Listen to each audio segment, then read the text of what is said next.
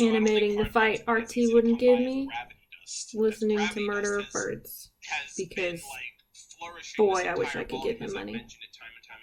Velvet uses hard light dust. That is true. I gotta make a link. But that's another thing too. Like, where did she get her weapon? How did she make her weapon? Who made her weapon for her, if not herself? And yeah, there's a lot of things that go into question with that as well. I just think gravity cuffs work fine. You would only consider hard light dust after the fact of something like this happening. Time and time again. Every time we've seen the gravity cuffs, they've worked out just fine for how they're utilized. Oh yeah, so the animation oopsie. Look how high up in the sky they are. Clover literally opens the door, and you can literally see they're thousands of feet in the sky above the clouds. Next thing you know, boom, we crashed. That's an oopsie. It's almost instantaneous. No, bullshit. That is not fog. I don't care what anybody says. Maybe Look how high up in the sky they are. You can see it from the window, like right there. Look how high up they are. And then he opens the door. You can still see how high up they are. It's the cloud semblance this time, guys. Of course. How stupid am I? How did I not realize that? I'm a fake Ruby fan, guys. Clearly that's what it is. It's the cloud semblance. We had it wrong the whole time.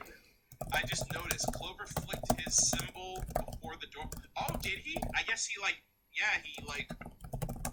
RNG'd his landing strategy. He's like, all right, please don't let this 30,000 foot ball kill me, please. Yeah, I just noticed that actually. Wow, he does it in rare cases. That's how he did it last time when he opened the door the first time. Because that's another thing too. Like, what would this man's landing strategy be? He ends up on the flat tundra. Like, no bullshit. I want to know this man's landing strategy. I'm not even gonna lie. Like, how did you not break your legs? There's like nothing in that tundra that your hook could clip to that would break your fall. You know? Yeah, I'm just dubbing it an animation oopsie. I know it's more of like a cinematic error, but yeah, that's my story. I'm sticking to it. Okay. Anyways, that's what I noticed for that. Moving on from there, we got Penny, Winter, Penny, and Winter again. And I really liked this moment between these two because it's really strange, honestly, how well these two play off of each other as characters, right? Like you have Penny, who expresses emotions, is the closest thing to a human based on her origins of having a soul that's kind of tethered to her through Pietro's aura, and you have Winter, who is very much human, but restricts the most humanistic part of herself, which are her emotions. And then you have Penny, who expresses them more than ever, and she's supposed to be the robot. And so I love how these two are growing and learning from each other in a way that they're able to acknowledge, despite the fact of the tough calls and the tough decisions that the general is making. It's like, hey, these are the general's calls to make. At the end of the day, he has to live with them. He has to find a way to sleep at night, making whatever choices that he decides are best for the people and for the remnant as a whole. And I like how Winter, at the very least, didn't immediately write off Penny's emotions or Penny's, the moment that Penny was having as just shut up and do what you're told. She was very compassionate. She was very understanding, and she herself even was like, I don't agree with these either. You know what I mean? Penny was like, I don't see anything good about any of this. And she's like, you know what? We can agree on that. I think that's great to at least know that no matter what the general does, Winter stands by his side. And at the very least, it shows us that Penny seems to be the first one out of the bunch that I don't know if she would ever be willing to not side with Ironwood, or side against him, like if Team Ruby was there, or if Ruby was there, for example, if she would just immediately like go over to Team Ruby. But I don't know. I just think that this was a great moment of character development because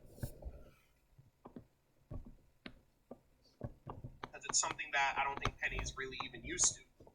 You know, she's looking at it from a very like rational perspective as well, or at least a very moral perspective, which is if all those people, like, we just wasted our time. Like, we literally went to Mantle, saved all those people, and then we're just like, okay, well, you're still gonna die, but I guess we just went there for nothing. You know? Let's see. No discourse in the chat, please. I don't want to start timing people out. I'm just gonna say that right now as just a quick warning, disclaimer. Keep things civil in the chat. You guys can have your different opinions, but if you guys are getting too hostile, then just move on. But yeah, like I said, I think Winter has been, these two have been an absolute delight this volume. I can't believe, and I think I've stated this a couple of times already this volume, but I cannot believe how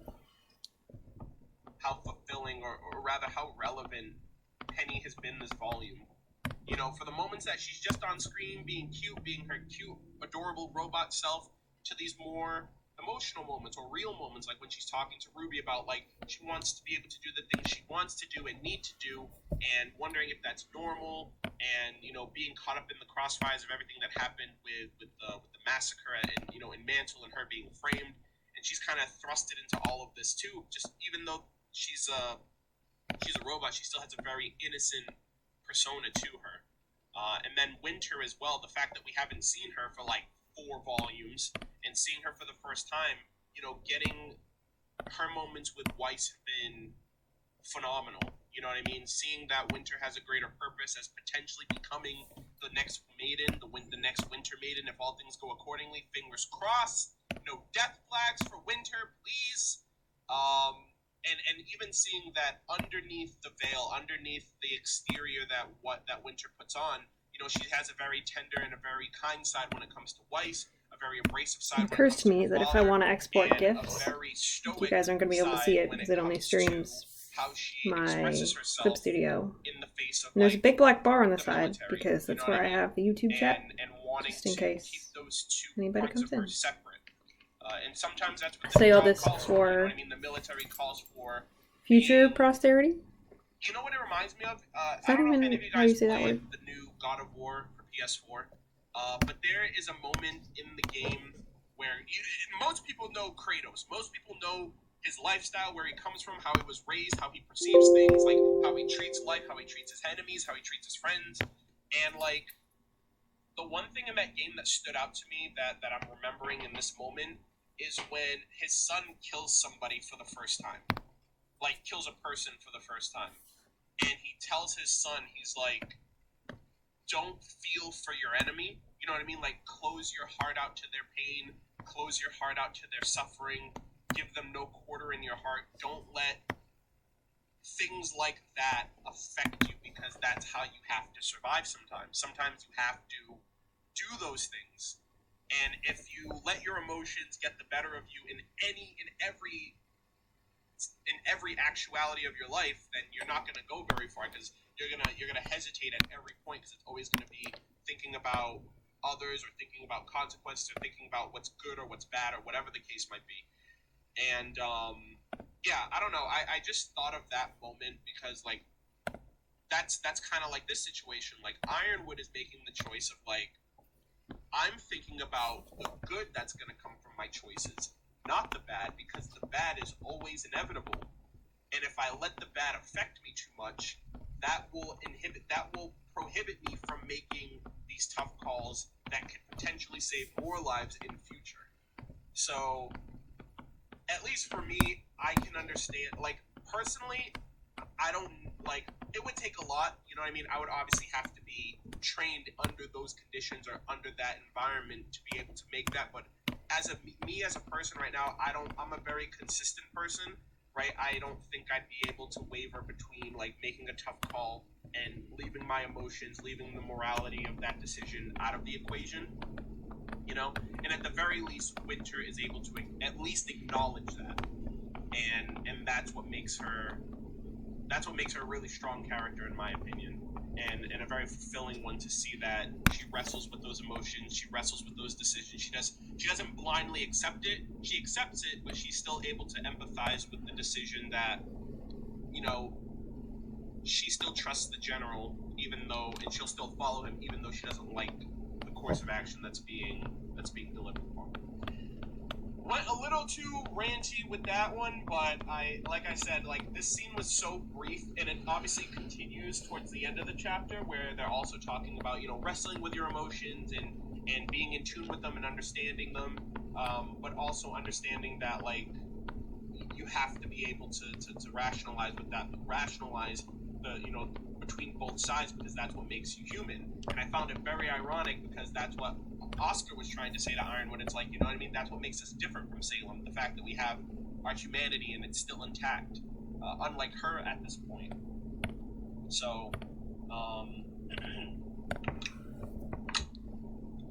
talking myself into I don't know, I already have a dry throat from just constantly talking about that moment.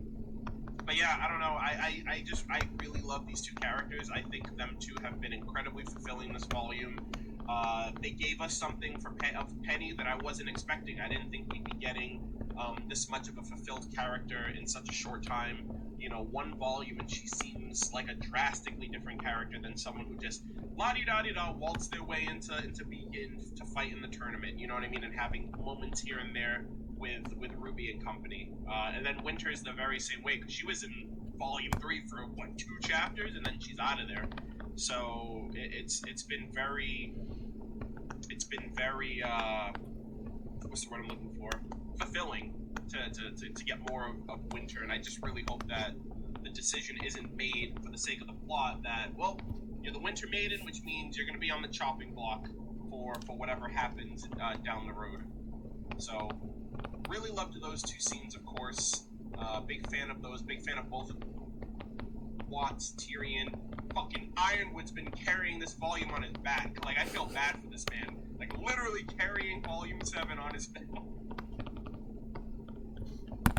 And then, if anything, Team Ruby, I think, has been very consistent. I don't think they've had any major growth or development this volume. Unfortunately, we haven't seen much of the Aesops to get any kind of inkling or any kind of moments where I think, actually, you know what? I think Clover is the only one who really kind of shines the most. Maybe a little bit of Marrow as well, because we see that even though he is the rookie of the group, he is an Aesop. He still kind of has that side of him that's like, yo, I don't know if we should be doing this. He was the only one that was willing to not fight Team Ruby immediately. But then at the end of the day, he kind of doubled down and came back around for that. I'm not saying that they haven't grown. Of course they've grown, but I'm saying in terms of like the characters that I just mentioned, this is their volume. This isn't really a Team Ruby volume as much as it is like the People of Atlas's volume. I would even throw Weiss in there to an extent, because of the moment that she had with her mom, and then confronting her dad, arresting him of all things, putting a lot of the pieces together to discovering Watts' identity. This is very much like an Atlas-oriented development volume for the characters affiliated to this kingdom. Team Ruby obviously have followed up on a lot of things that they've been through. Blake and Yang talking about Adam and taking life and all that stuff, but I don't really think that added more than what was already given for them, as much as, like I said, Penny, Winter, etc. Heavy Lurk, I'm on a break. Yo, what's going on, Brandon? Thank you for tuning in, buddy. I appreciate it. Let's see. Hey, Dom, thank you so much for modding the chat. I appreciate it, man. Thank you very, very much. We have 1,200 people in here, so I greatly appreciate any mods that are in the chat that are just moderating and being on high alert for anything. Just because there's a lot of shit to get through, and we still have one more chapter left, so I do appreciate you guys. That was terrifying. I appreciate the support. I appreciate all the help you guys give me. Cinder tries too hard, trying to act like Salem. I like the idea that Cinder considers herself the Black Queen, not Salem. I think, okay, did I tongue-tie myself? I like the idea that Cinder considers herself the Black Queen, not Salem.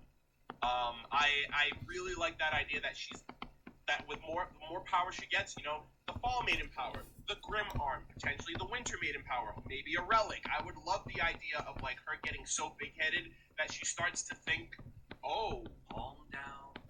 I can become I can become bigger and more powerful than Salem. What are the you know what I mean? And that becomes her new course of development. I don't know if that would be fulfilling at all as a viewer because oh, Cinder. Anyways, let us move on. I dropped my pen. That's just like your opinion, man.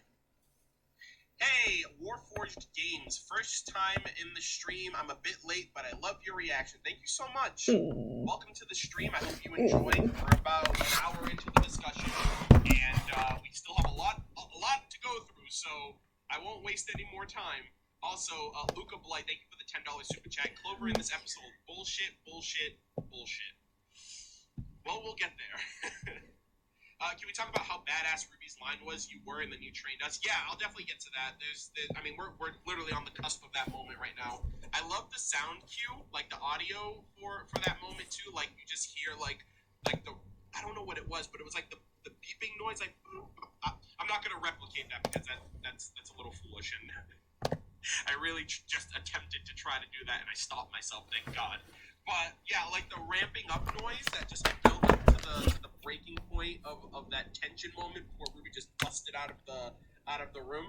That shit was so hype. Yo, I swear to God, I'm gonna re-emphasize this. I think I am looking more forward to the OSTs than the actual lyrical songs this soundtrack. Like, and I liked the song that they've given us in this chapter 2, War. It was a quartet song. It was a quartet effort with 4 different voice actresses that we'll definitely get to once we reach that point. But god damn, was the guitar riffs in this episode so fucking good, man. I loved it, dude. I loved a lot of the like just the instrumental moments of a fight, right? Watts, like the whole moment with Watts and Ironwood before the music kicks in is so good. I really hope they include everything that we've heard this volume in the soundtrack. I hope every aspect of the OST makes it into the soundtrack.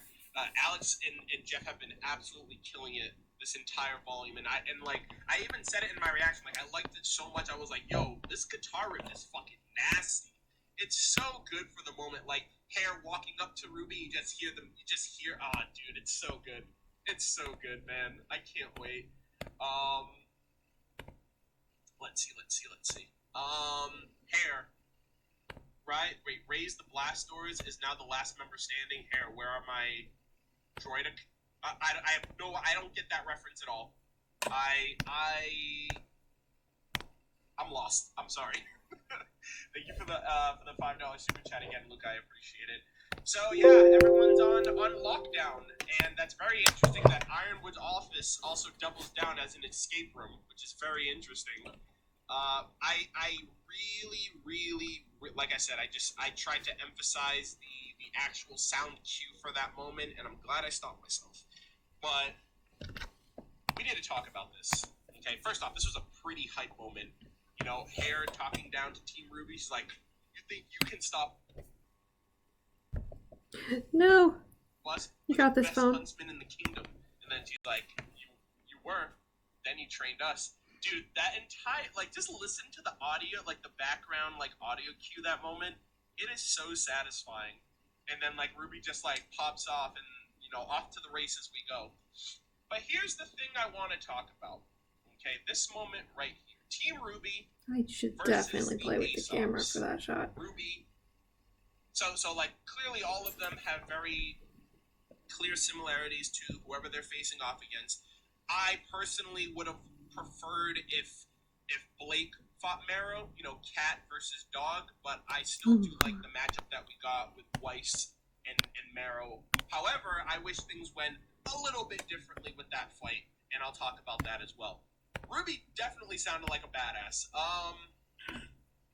Here's the thing, okay?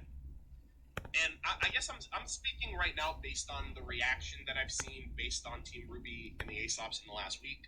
Again, these are my opinions. If you guys feel differently, you're more than welcome to.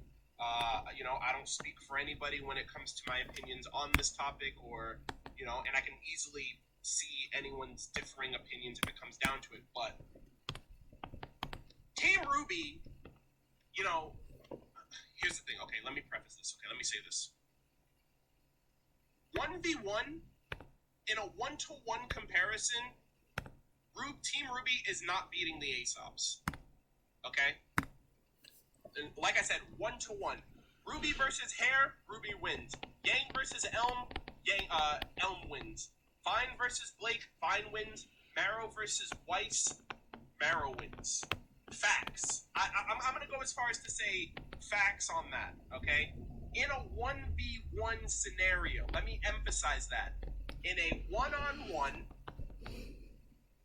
no assists, no tag-ins, no, you know what I mean? Like in a straight-up one-to-one fight, Aesops are not losing. And I don't care what anybody says, okay? That is my royal decree for this discussion, okay? However, none of these fights was ever a 1v1 scenario. And I've seen a lot of posts, obviously I've seen things on Twitter and stuff like that, and just general responses of this chapter that this is bullshit, Team Ruby should have lost, this is plot armor, and that could very well be valid, but at the same time I think that underplays what I feel the writers were actually trying to convey in this entire ordeal going on between Team Ruby and the Aesops. When we got introduced to the Aesops, they made it very clear. We are handpicked to complement each other in the field. We are not friends. We are co-workers at best, right? We work well together. They're not buddy-buddy, okay? And I feel like the main difference to why the Aesops lost is because of that very fact. Team Ruby is a team. Ruby, Weiss, Blake, and Yang. And it's very clear. Like there are very minor things in this episode, or in these fights rather, that show the differences between both teams when it comes to a team effort. And it comes down to, and this I'm gonna go on. I'm gonna give you guys a little bit of a like an analogy to kind of compare it to. But imagine you're playing League of Legends or Overwatch. If any of you I should say, if you played League of Legends or Overwatch, you'll understand what I'm talking about. Those are very objective-based, team-based games, okay? You cannot go into Overwatch, gonna eat some Cheetos. Into League, I apologize in for the advance. most part, and They're the puffy kind. 1v9 everything. And from time to time, you have people that'll be like, oh, yeah, you can only beat me because you need your teammates, but that's the whole point. It's a team effort. And the Aesops seem to work at their best when they're alone. The only time that I've ever seen the Aesops working as a well-oiled machine is when their leader is around. And what did Clover say in Chapter 3?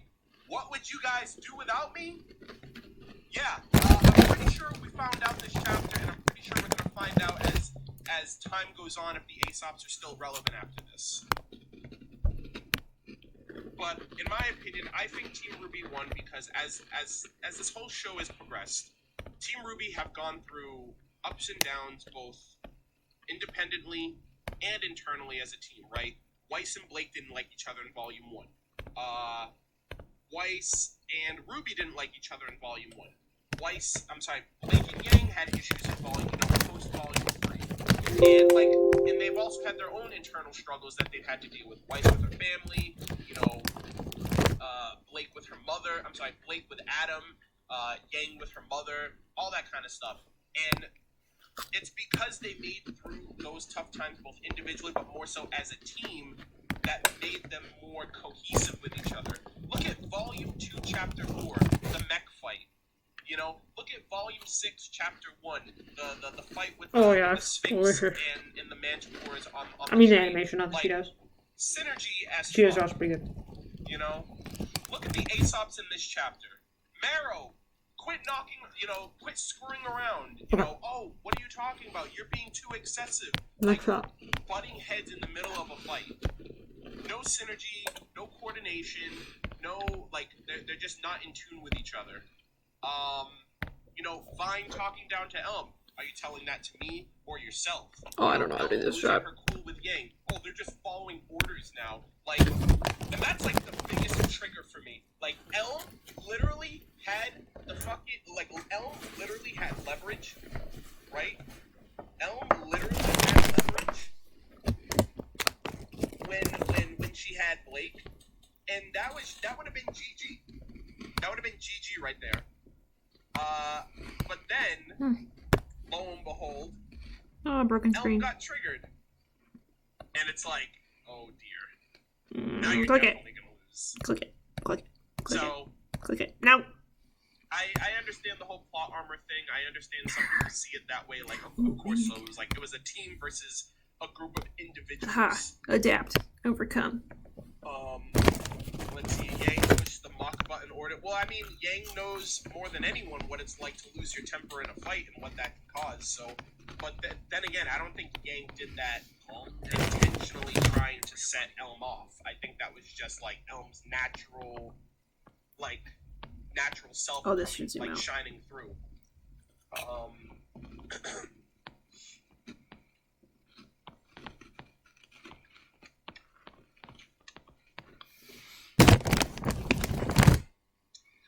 Can we talk about how Ruby literally bursted through the doors? Either those doors are made of paper or Ruby's semblance is busted.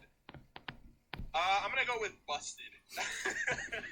Definitely gonna go with busted there on the semblance. But yeah, I do think that it's very clear that the Aesops are not team oriented. They didn't really showcase any type of team strategy. At the very least, Elm and Vine were kind of on the same page, but even then, they were kind of slipping towards the end.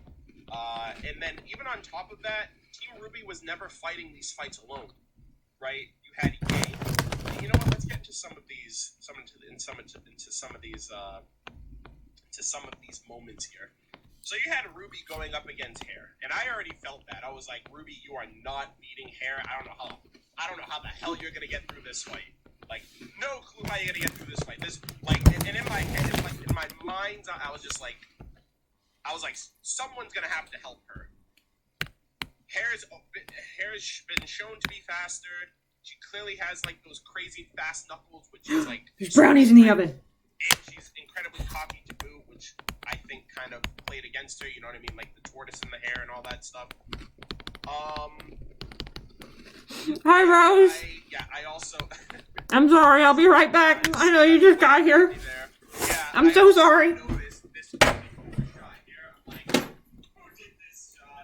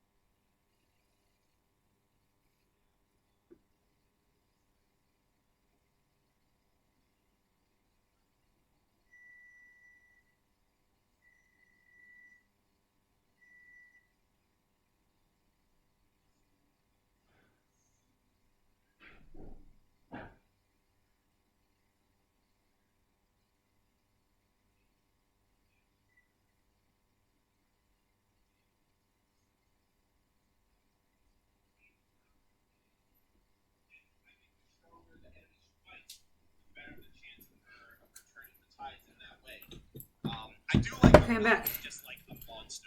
Elm doesn't give a fuck.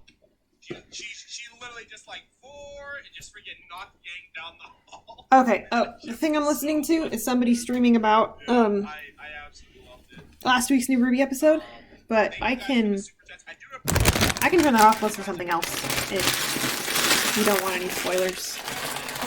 He's mostly just talking about fights right now. I need something to hold my Cheetos closed with. Where are my binder clips? Ooh, here's one. Because I don't want to break from my conversation that I'm having in the chat.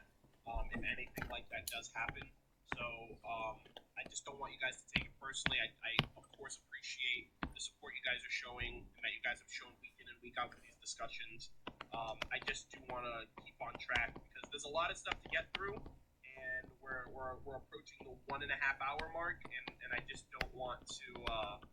I don't want to just be here rambling all day. You don't care? Okay, cool. Do everything all at the same time. So hope you guys understand. Let's see. Ruby should beat the Aesops, but not a clean 4v0. Elm can throw a Megalodon at least 60 feet in the air with her bare hands, but needs a hammer to block Yang's basic punches without her gauntlets. I mean, she's still utilizing her weapon. It's a different kind of effort that she has to put in with fighting Yang versus fighting a Megaliah. And if these Aesops do feel that they're better, I don't really think any of them are taking this fight 100% seriously. Maybe Hare does at the end because she just gets super fucking pissed. Oh, I don't know how to She's follow also this. saying like, oh, it's necessary to use excessive force to the point where we should probably even kill these people. But I don't think any of them are really trying to outright kill. You know what I mean? Like Elm's not trying to kill Yang when she was trying to kill that Megaliah. So I mean, again, it's still valid if that's your percent, if that's how you want to feel about it. I'm just saying, like, I see it very differently. How are you, Rose? Like, I don't see her fighting Yang the same as her fighting Grim. I mean, you can watch the episodes without, Yang would get rocked. At the very Yeah, I gotta like, make my chat window a little bit bigger. It's cutting things off. the problem is, and this goes for But all the- of these fights that took place, these were There's never still 1v1s. No there's still one- 2 episodes no that one fought non-first single members Aesop can watch, and there's 100% still by 1 episode that themselves. first members can't even watch yet, because that comes out And that's tomorrow a morning. big reason why they won. The But Aesops decided to take all of that, you know, for themselves. yeah, everything but the At least, newest like I said, episode Vine has and always Elm been had a little bit of free synergy going on there, but then for whenever. Vine's emotions ran wild, and Vine was kind of like they were kind of a bit Like- at odds with each other. during Like, first the members get everything a week Blake early, and Yang were synergized the entire time. but that's it. They lost a little bit of ground. Elm lost her cool. Leverage kind of evened out, and then they ended up taking them both out one at a time. Weiss had her summon. I know that's kind of a cheap With the cop-out shoulders. answer to be like, oh well, she had help too. I need a because stick. Her Is that a summon stick is in also here? sentient. It seems like it can act for itself. At least I think it can. And if it can't, then at the I think the very closest thing I have you to know, an object of that size is in my car. At a different instance for Weiss at one point. So yeah, like none of them What's really it? did anything by themselves. So that's why I still am willing to say like, well, yeah, that's another big reason why Team Ruby won, because if it was a 1-to-1, yeah, Existent and that's tired. That's why they decided to fight together.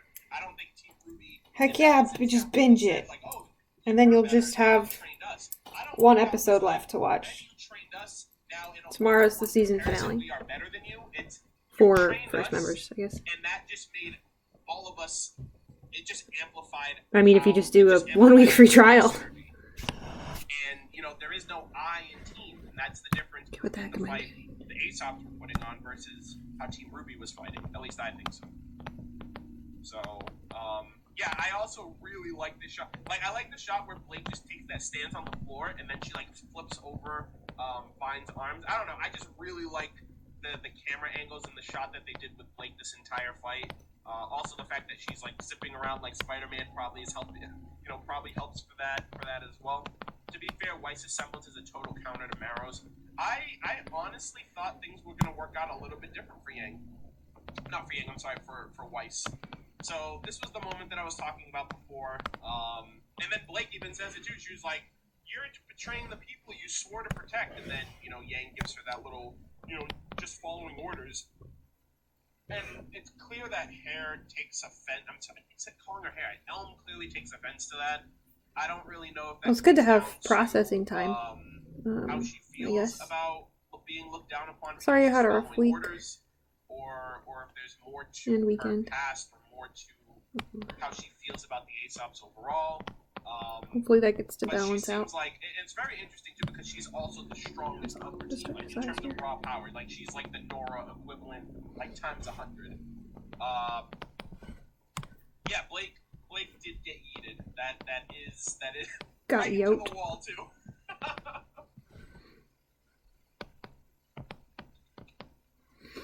Yeah, she also got yeeted by Vine a little while later. Yeah, that's really funny.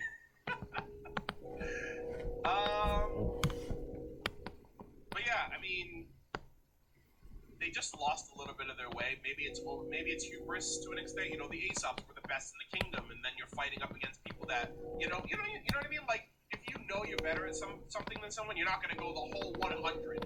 You know what I mean? But then if you underestimate someone, you know, underestimating someone's a whole different ballgame, because then if you lose, then you only have yourself to blame.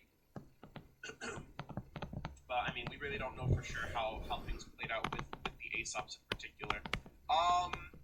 So honestly, first off, I wasn't expecting Marrow to go up against Weiss. Like I said, I believe I prefaced at the beginning of my reaction. I was like, okay, so Yang's gonna go up against Elm. I wouldn't call it unfair. It's not okay.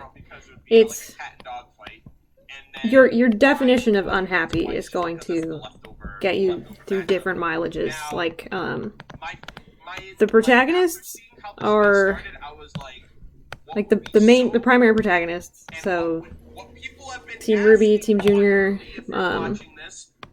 plus Oscar, pretty much plus Crow are all on the same side still. Nothing like that. There are some secondary protagonists that have. I'm just gonna pause this. I can't pause it. It's broken. Remember that ability. There we go. So there is tension between them and the secondary protagonists. The front half of the season is pretty happy. Like the front third. Not much goes wrong. They get to have some downtime. Stuff does start to go wrong though, because, you know, bad guys are around. And the back, like, third. Is that the right math? Yeah, like the back third of the season has gotten pretty stressful, but in like an excellent way. Like, I think the writing is excellent. Some people will disagree with me, but this is my opinion and not theirs. I'm having fun with it in that the fights are some of the best ones that we've had since, like, Volume 1 through 3 era fights. Like, we're having that much fun in combat again, and I'm loving it. That sounded a little sarcastic, but I did not intend for it to be that way at all. This angle isn't good. It's not right. It's not. Where should it? No, you can repeat crap like that. I know what I'm doing. Lol. Okay. We're just gonna look at Oscar for a second. We'll worry about Neo in a hot minute. And then the camera is going to track her. Not Oscar. So that'll make that fun.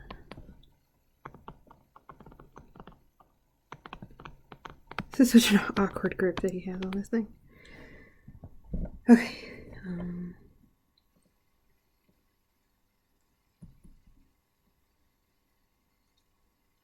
Well, trust is a big theme of the season, but it's... Well, if you saw the end of Volume 6, you knew they were going to Atlas.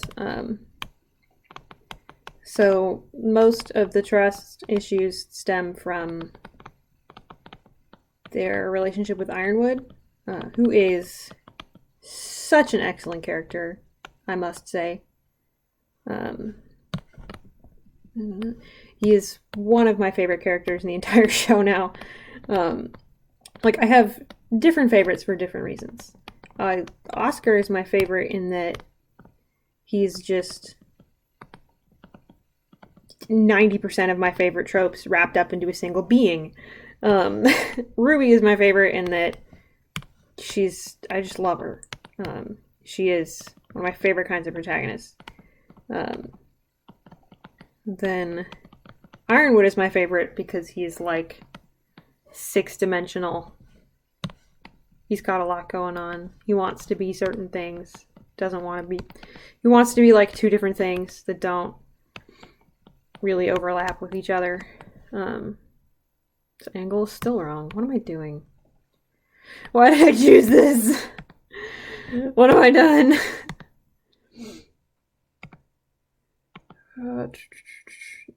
Oscar is just very amazing. Also, hello. Oh my god. Say probably I haven't seen Scott locked in Mr. Schnee. Yeah, that scene with Jacques, who I unlovingly refer to as Jacques ass Schnee. That scene with Jacques had been haunting me for most of this season because I'm like, things are going so well, but he was so mad. So there's been a lot of drama in the last few episodes. I say at the risk of I don't know if I want to officially declare this a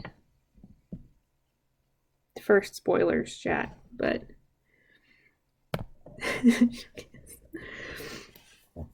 just since around the beginning of the stream. Oh, hello. It means you heard me rambling to myself. That's cool. Good to see you. Is it coming? He's so bad. Oh my gosh. Okay, if it motivates you to watch at least half of the season more, Jacques, you get to watch him sweat. It's great. When I was watching that episode the first time, I'd been wanting to like be screaming at my laptop, but I couldn't because my sister was there and she always waits to watch the episodes with her boyfriend later. Okay, you're gonna change grip and that will solve my problem. Yes, glory, hallelujah.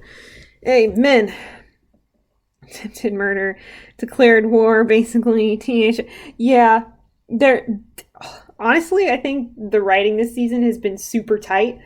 Like, there's not a wasted line, and I love it.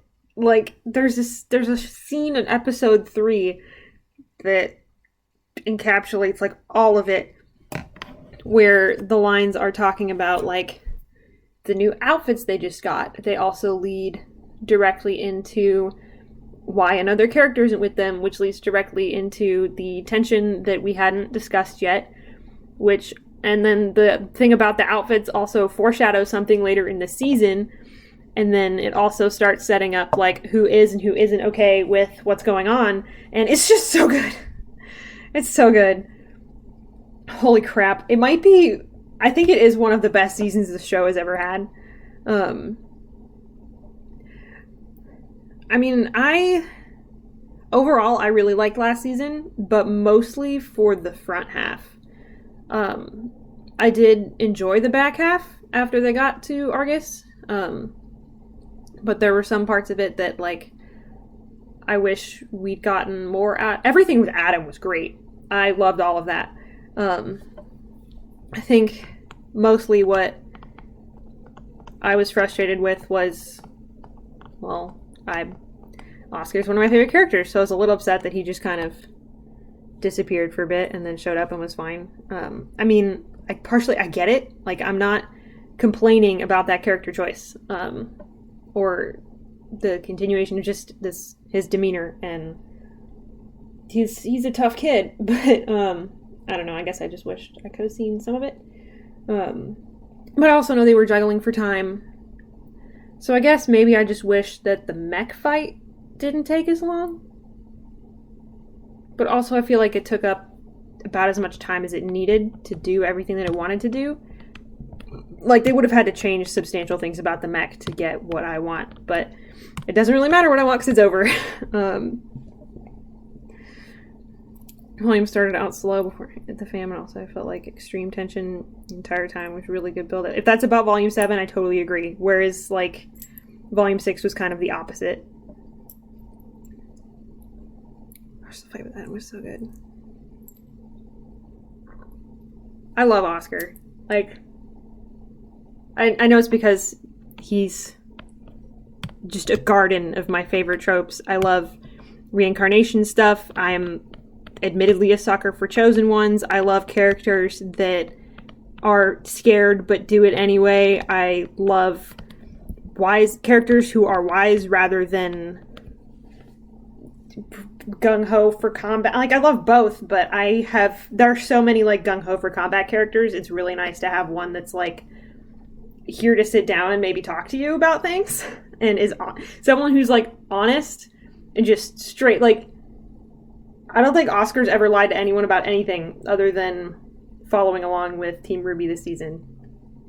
And that's such a huge thing that differentiates him from Ozpin, that so I get so frustrated this season whenever someone's like, ooh, that sounded like Oz, I bet he took over. Like, no, Oz would say the opposite. The opposite is he's opposite. Oscar stands for everything that I think Oz wants to be but is afraid to be, and I think that's why Ozpin ended up with him, because if they're like-minded souls, then Oz must agree, but he's just gone through so much crap that I think he just doesn't know how to do it anymore, and that's why we have Oscar. Oscar's delicious. I can't even try to put any words. He is a good little dude. He's just trying his best.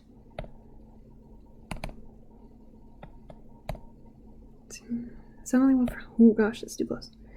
1, 2, 3. We'll put it here. Trust and empathize with people first. Yeah, he didn't want it. Go on about that. I mean, maybe I will. Maybe I can't. I don't know. That's a whole other difference. Like, Ozpin has kind of given up. Like, he gave up with trying to get through to Hazel, but Oscar has not. Oscar is still trying, and Oscar wants to be honest with people, and Oscar wants to do this, and I would love to have a moment with Oscar to just decide that, like, he's just done with all of Oz's past plans and is gonna just go off with Ruby, just gung-ho. I love this boy. I love him. I think someone else pointed out, I don't remember where. It might have been in the Discord. Also, Sherbert Flowers, I don't recognize your name. I don't know if you follow me on Tumblr. If so, awesome. I guess I don't know how else you would have gotten here if there was some stream thing. But if I know you from another place, you can tell me. If not, it's great to meet you. Having a good conversation. What the heck was I saying? Oh, someone else had pointed out that Ironwood had such different reactions to Oscar and to Team Ruby between them telling the truth. And some of that was, I'm sure most of that was just that Ironwood got, like, dropped into PTSD paranoia. Oh, thank you.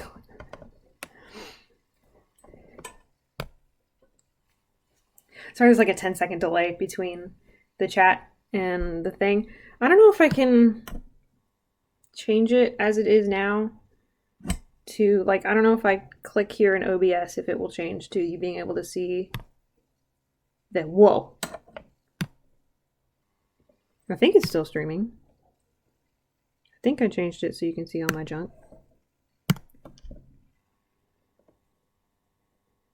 Trying to look at it and it's loading. It tells me that it doesn't like the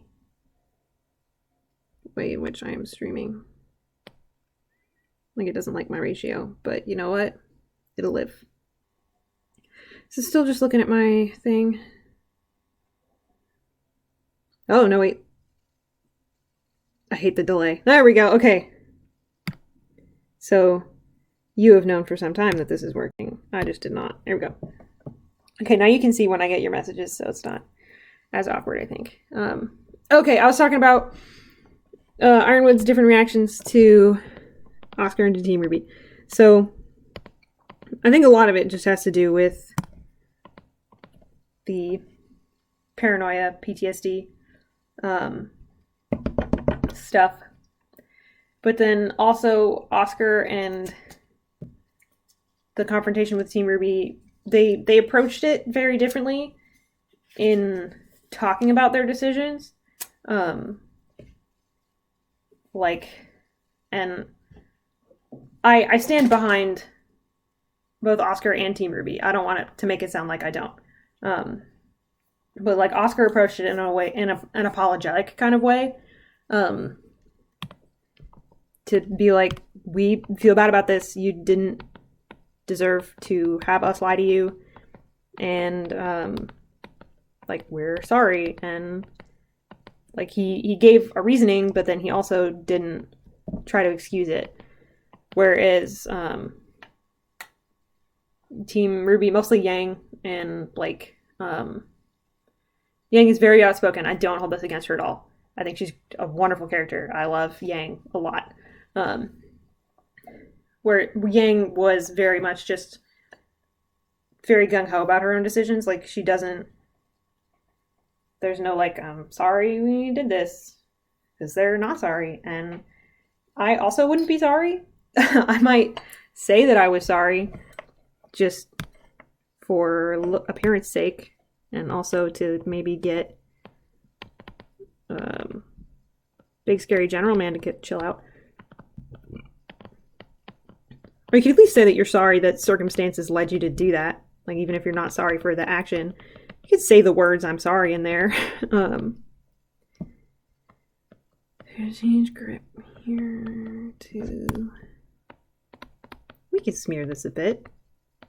Get me actually animating again. Oh, now that you have the whole screen, I can show you guys the GIF. The work in progress. I shared this a bit with the Discord, but I haven't posted it anywhere yet. Being blunt with someone like Ironwood is not very great. No, it's not. I mean, I'm sorry either, but it didn't help the situation. I think if they were blunt out of the gate, maybe. Well, I don't know what would have changed if they... Oh, Gibbs is playing.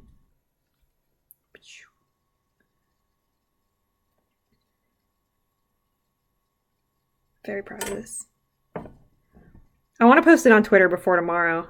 I don't usually have a whole lot of confidence in myself and what I post on Twitter. I think because I did that one Oscar animation last year, and I think I posted that on Twitter. It didn't get much attention. Whereas if I post something on Tumblr, my favorite part about posting on Tumblr isn't, I don't look at the notes, or I do look at the notes, but most of the fulfillment that I get out of posting something on Tumblr isn't the number of notes, but rather like the comments people leave on it, or even just like in the tags if you key smashed. I gotta hit that show. Okay. Thank you. I might, before I post it, at very least, like, change the line art color for each of them to green and pink, so that it's a little bit more obvious who's doing this and who's in combat. Oh, thank you. I just, I don't know, I kind of just go for it. Like, I watch a lot of videos on animating. I've done some little things before. Maybe I could find that Star Wars thing. Gosh, Neo is just... I love watching Neo move. I think part of the reason I was so into wanting to do this was just because I wanted to watch Neo move. I really hope... I'm so conflicted because I want a fight scene with Neo next chapter. I would love a long one, but I don't want to have that take up the time that they could spend in other scenes that I would love. It's so conflicting. Not that I even have any idea how they're going to end the season.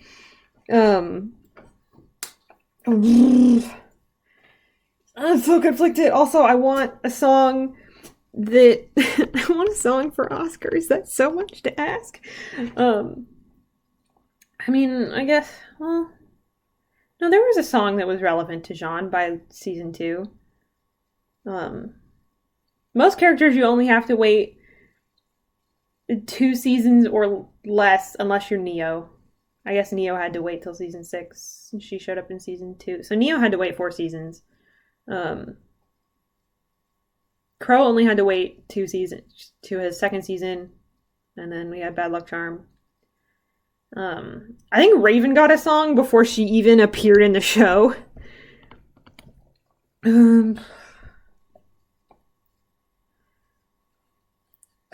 Yes, she just doesn't get hit, and I wonder.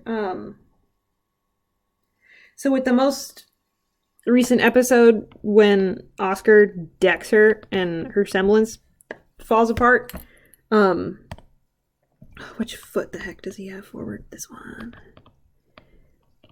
And people are wondering how the heck he did that, if it was related to the semblance, which we still don't know. That's the only egg that I have in a basket for predicting the next episode, is please give us Oscar's semblance. I'm begging you.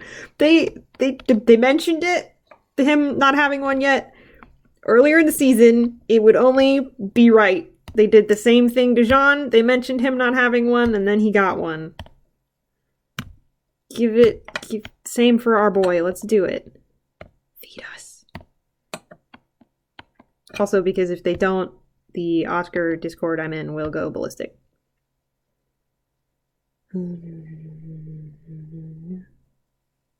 Actually, this is turning out to be a decent angle. I actually like that. Okay. Yeah, he doesn't have a. He has a leitmotif, but which is also connected to Oz because they play it in the Lost Fable episode when they start going through the Oz carnations. They play his leitmotif, and I think they do another time when Oz is talking about reincarnating. So whatever lyrics they put to that will probably be about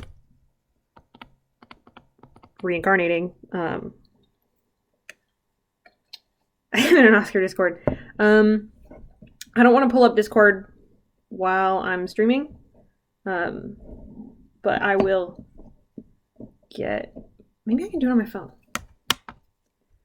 Stand by. I think there's multiple,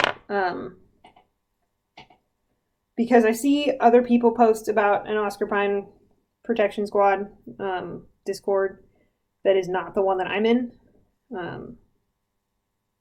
I'm in one with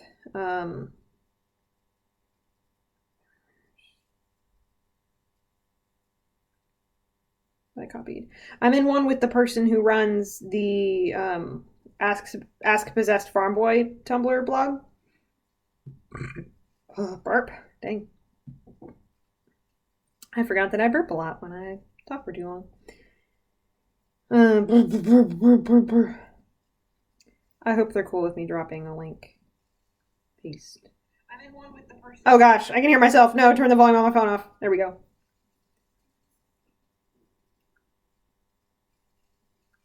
I'm sure they're cool with that. I've seen other people just hop into this chat. Into this thing. I should mention that I'm streaming.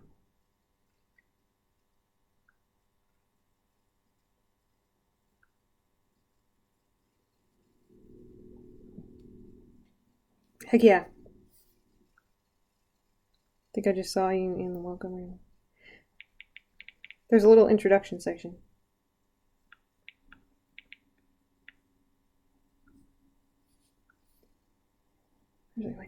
There is so much angst content that gets put out of this Discord. I have to warn you now. So much angst content. Also some fluff.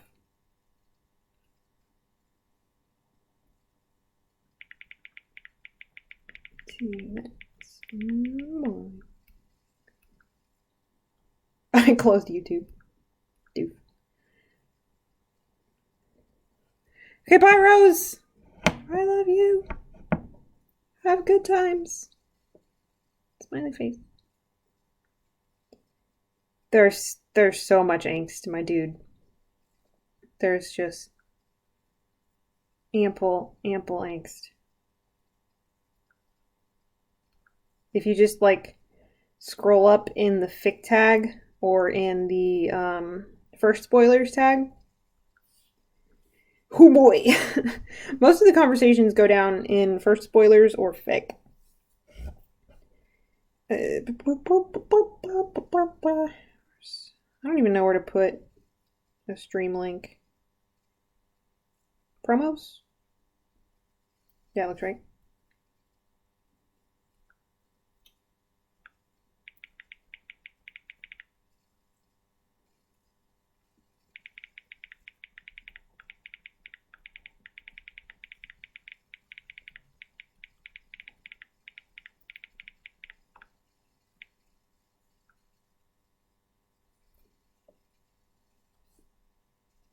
About to be a party in here. Oh, skirmish complete.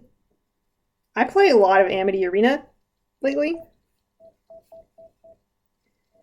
Rose, if you need emotional support for the Ruby, I'm here for you.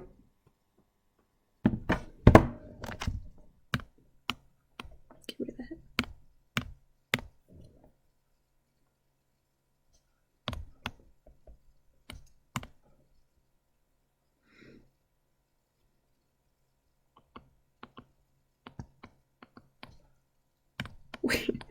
Where is Neo here?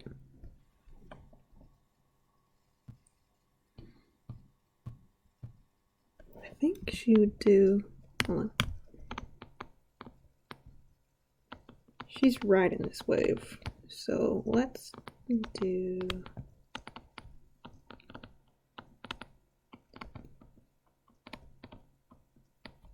this.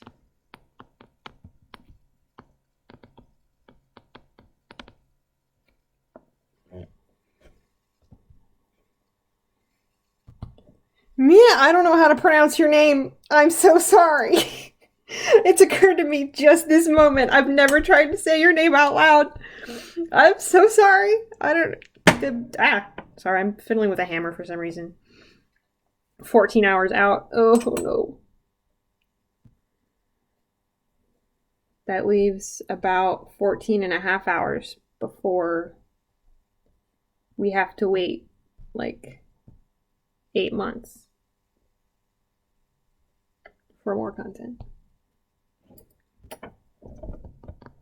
I feel like 8 months is a long enough time to solo 2D animate a fight, right?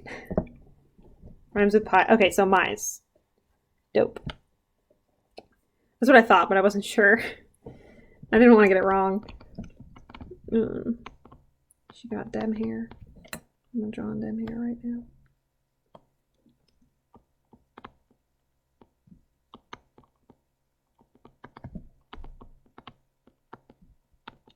Like a body back here somewhere.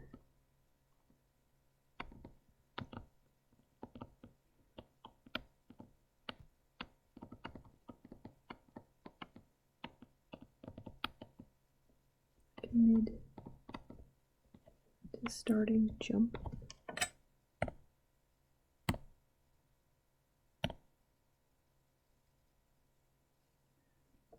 Oh yeah, and then we can do... Sorry, I'm talking myself for a second. To skip ahead.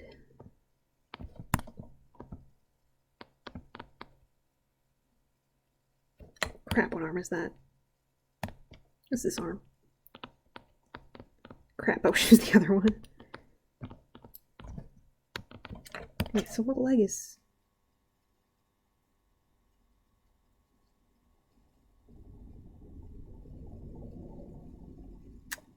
I got a better idea. Hold on.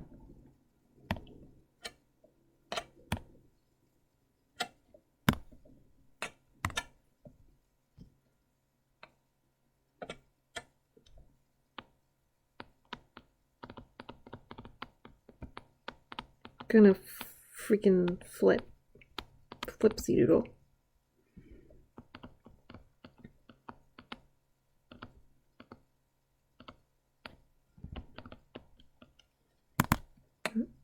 Good about that.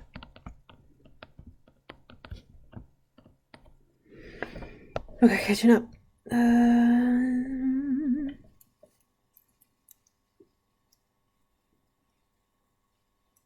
A lot of miles.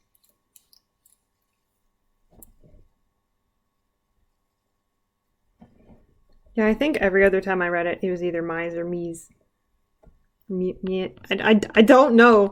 My brain voice doesn't always rely on noises created by the human tongue.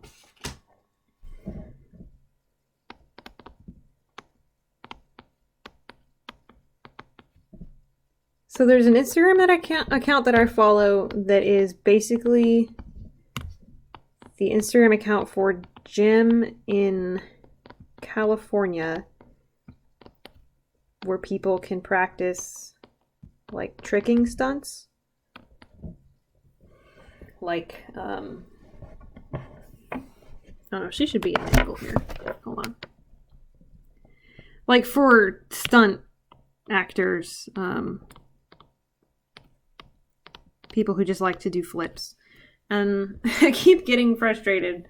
Like I want to see the cool movement things so that I can animate them one day. Burping. And I was like, okay, it's more flips. And now I'm like, okay, how do I flip? I should have been paying more attention. No, I'm distracted by Instagram. Some cool artists on here. There's this one artist, Zav_artist, who has been, they're the one who drew that comic of Oscar eating the relic that like about murdered me, and they've been drawing more Oscar art lately, and I've been, or just more Ruby art in general. I follow them on Instagram now, but they posted one today, like 3 hours ago, that should have way more than 101 likes. That's a crime. But it's got like Ren, Nora, and Jean in Oscar Defense Squad shirts. And John even has a ball cap. And they're like standing menacingly over Neo. And Oscar's in the back with like those huge eyes. I freaking love it. So look more at this art. How do I share things? How do I share too? Can I put it on? Don't share it to people. Put it direct, maybe? No. I know people are able to take... Aha, post to your story.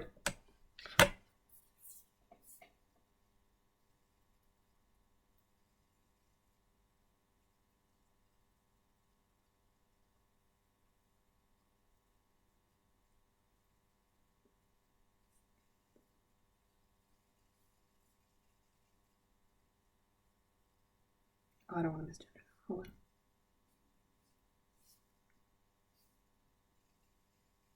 Whoops. Oh, they don't say their pronouns. Okay.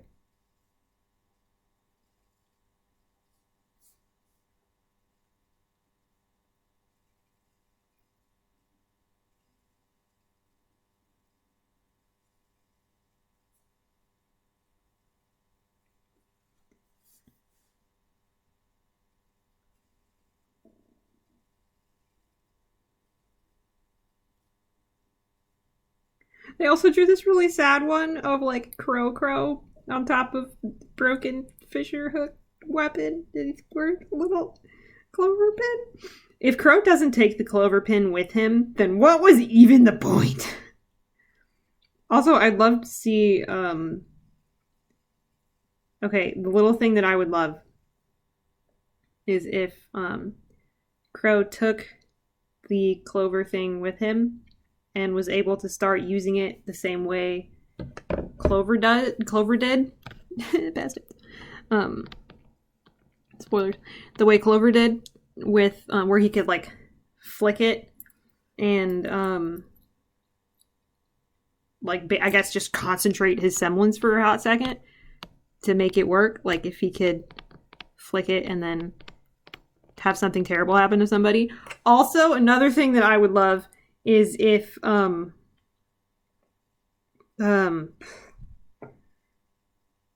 Crow could do like basically concentrate his semblance to like stain a person. Basically, if he could curse people, not forever, but for certain amounts of time, if he could just like stain someone with his aura and then they just have terrible things happen to them. Or imagine if he could like turn it into an invisible laser and then like every weapon on their person just starts falling apart, or like, oh, now you have the flu.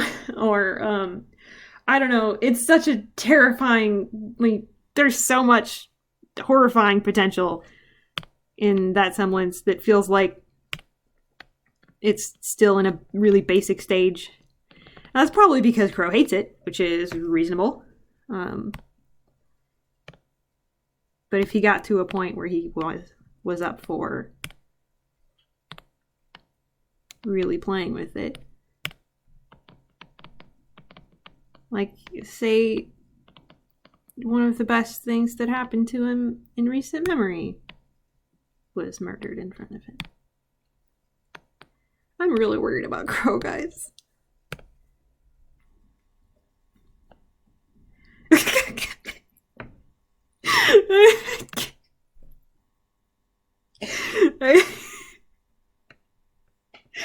Stranger color.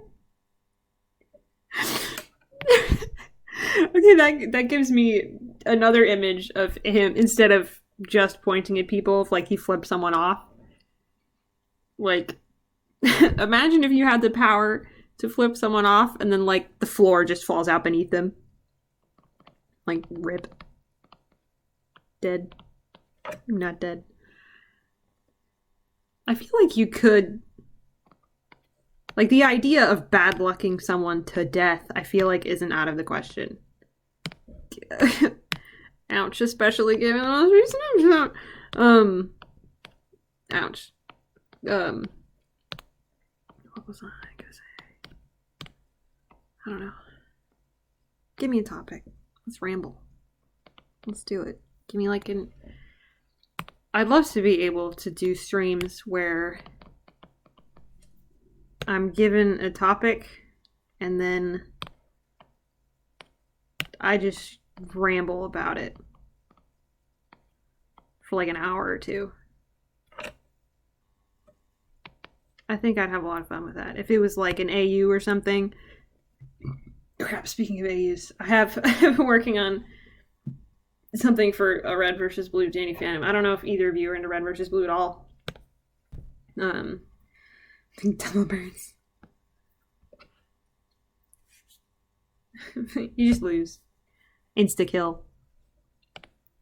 It's like there's a move in Final Fantasy 13, and this is the nichest enjoyment thing I could possibly talk about because I am one of like 6 people on this earth who loves that game. Not that I've ever 100%ed it or anything, but there is a move in that game that one of the characters can get that's just called Death. And it has a tiny chance of landing, but if it hits, the character just dies. Like, that's it. And you kind of need that move to get through this side quest that gets you the item that doubles your experience points for the rest of the game. But I just couldn't do it. I don't have that kind of patience because you can't last long in that fight. You just can't. So you have to try over and over and over and over and over again. And it's not worth it for me. Oh, thank you for Red versus Blue. So that Danny Phantom AU that I'm working on. I was working on it last time I streamed. Where the heck? What am I looking for? Not revert. There's a revert option? I'm not gonna do that. There's that Red versus Blue AU that I would like to maybe put more into after I finish Mind Over Matter. Crap. The broken bit in my screen is coming for me again. I gotta do... I'll just shrink this a bit more. Well, no, I'm gonna want that space in a minute. I thought you were saying a character was called Death, unless you were saying that. No, okay. There's a move in there's a move in Final Fantasy 13 that one of the characters can get. It's called Death. If you just cast it and a character just dies, but only if it lands. I think there's some Pokemon moves like that. I don't remember what you were saying, do tell about. But after Mind Over Matter is done, I want to put more work into this Danny Phantom thing, and I'm working on a response to an ask about just like, what would Carolina's reaction be to finding out about her little brother's powers? And it turned into like a whole comic about it. Just a whole thing. Okay,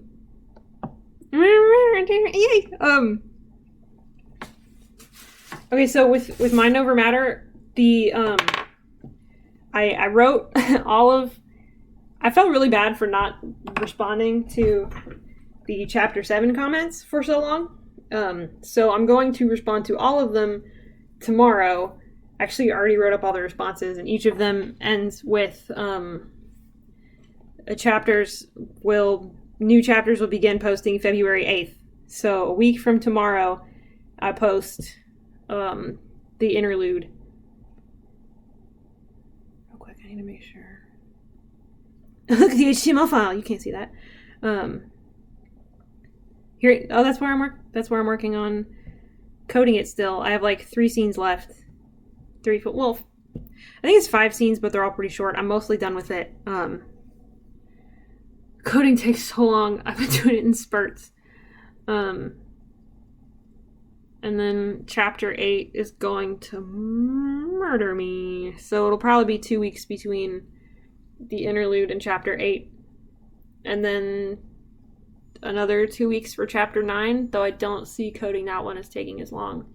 And then coding the epilogue will take like 60 seconds. No, that one's not going to be long. Dang it, I wanted to get this thing done. Or at least I wanted to get it to a more conclusive space by tonight.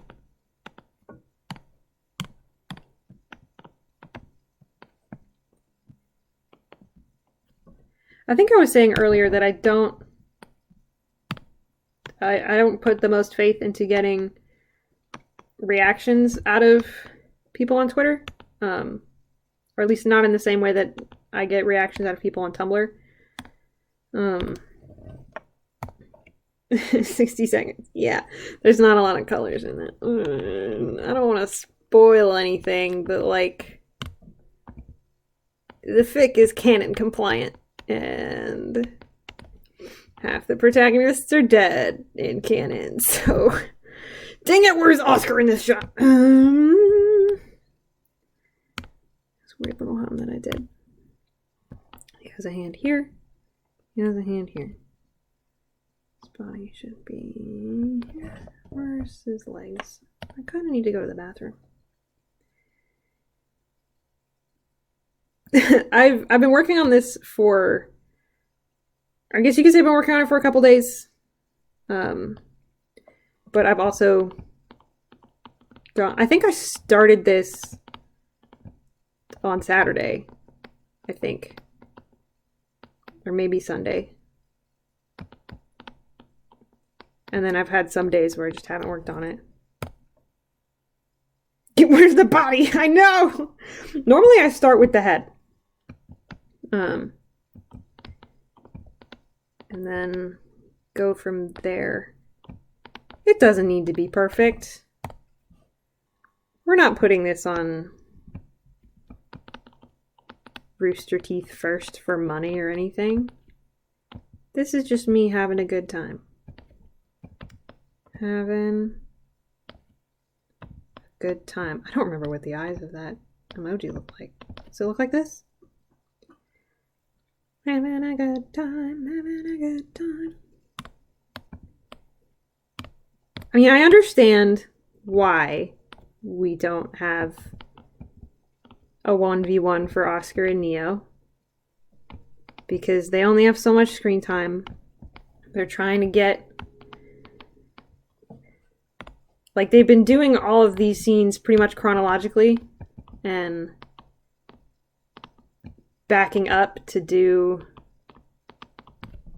the one-on-one with him and Neo would have taken down some of the tension.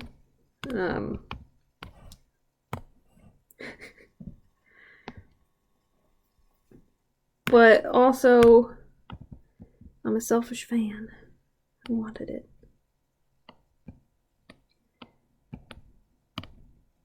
Also, I'm sure it wasn't so much of a fight as much as it was Oscar attempting to block for like 12 seconds and then just running for it. If I do a whole lot more of this, I'll have some shots before this one.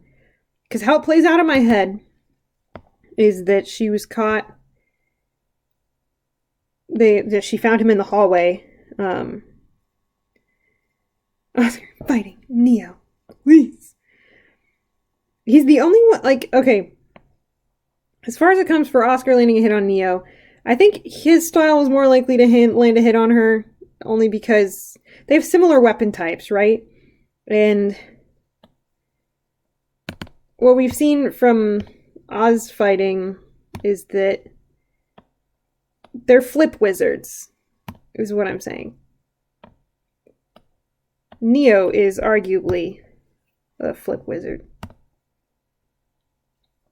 though not as much of the wizard category as the Oz boys. What I'm trying to say is I think they have similar fighting styles, and he was already more likely to land a hit than Yang was when she fought Neo. Cinder I have less to speak for. We don't see her do a lot of hand-to-hand. She was already a ranged fighter.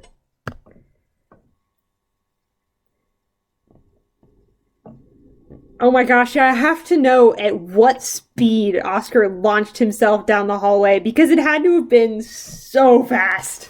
Ah, chapstick.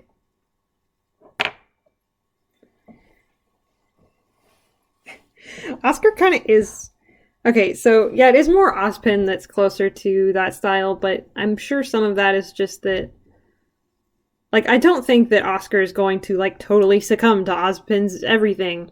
Like, I am firmly in the camp of Oscar is going to be... He is the Aang to the Roku here. Like, this is his life to live now. And he's going to have his own flavor to it. 2, 3, 4... Okay. But also, I can't imagine he would let all of that muscle memory and, like, learned skill go to waste. Just realized I changed camera direction on myself. Like a fool! Okay. So it was going... So it would need to be over here. Actually, yeah.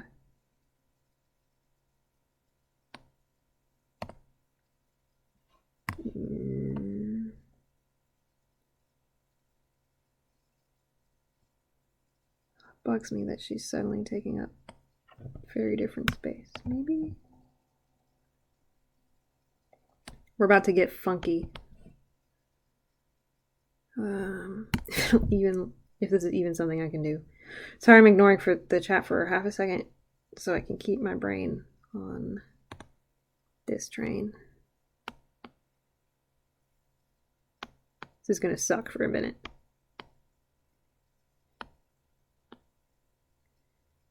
Just warping it.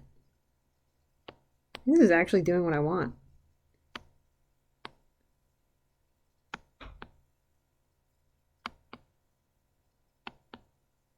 A little bit.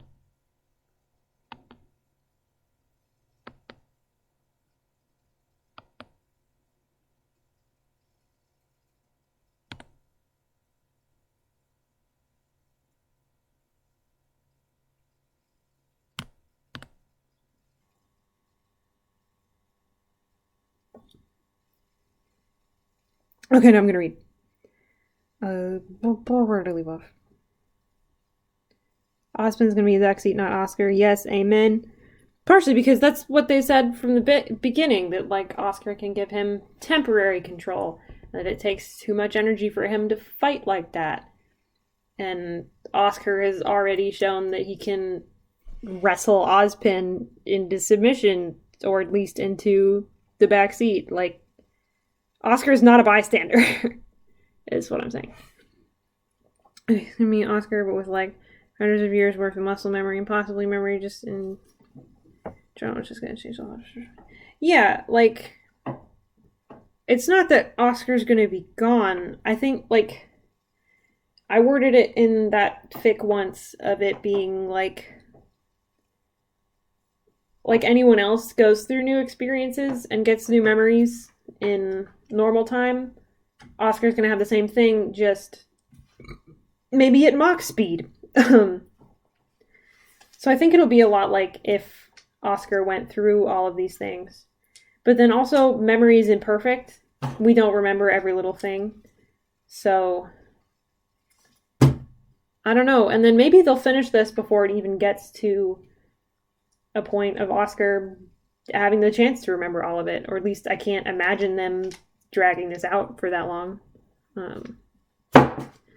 Sorry, I'm just screwing around with the hammer.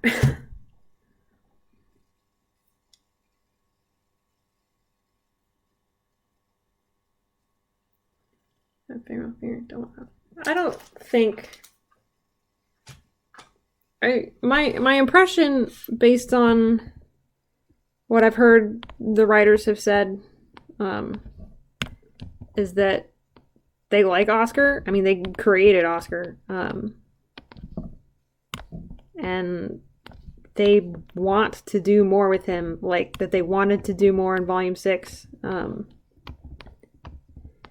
But the situation of the show, with the cast as big as it is, and with the amount of content they can create in a year, as at the level that it is at, that's a bad sentence. There's just only so much they can do. And I don't think it's wrong of them to prioritize the characters which they've had from Volume 1, like Team Junior, and obviously like Team Ruby, who are the title characters.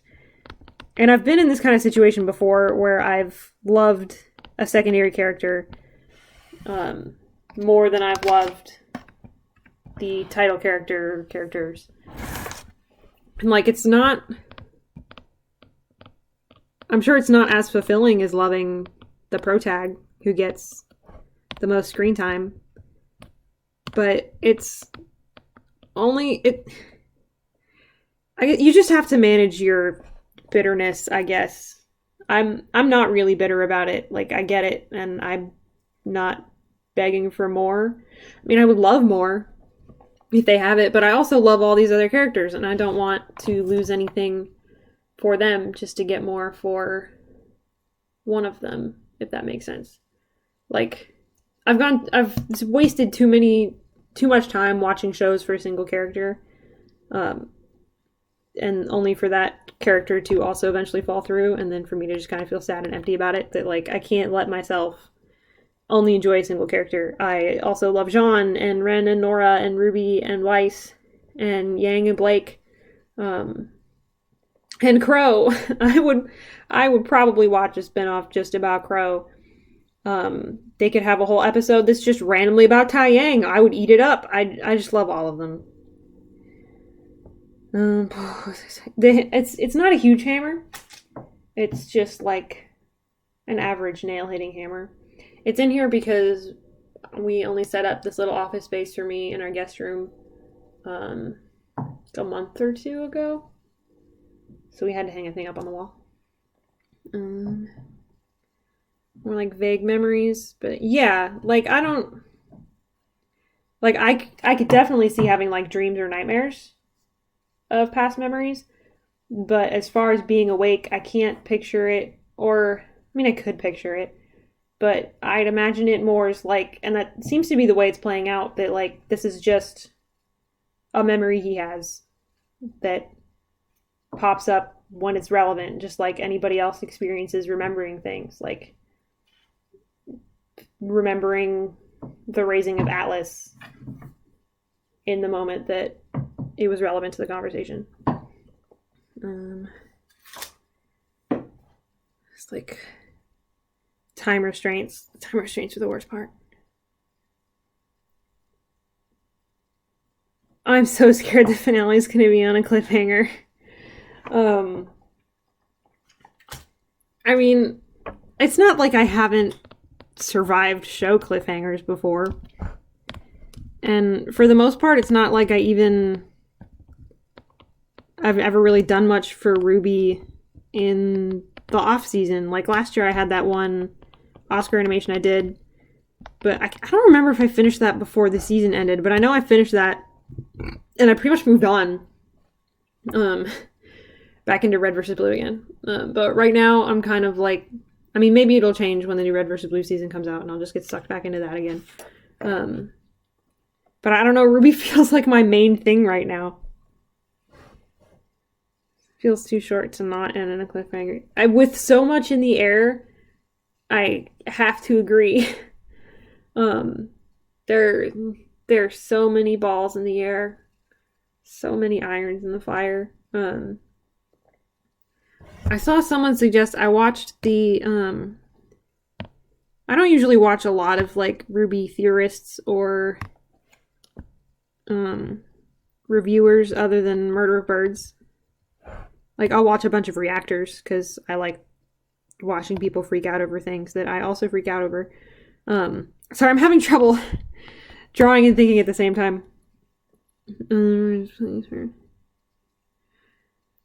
I know, I have no idea what next season is going to look like. Oh, I was saying that in that Kaito Dan video, they suggested that the meaning behind that new logo where, hold on, what if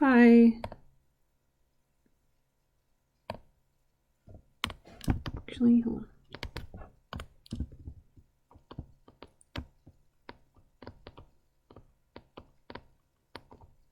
I want to train and I don't want to lose it.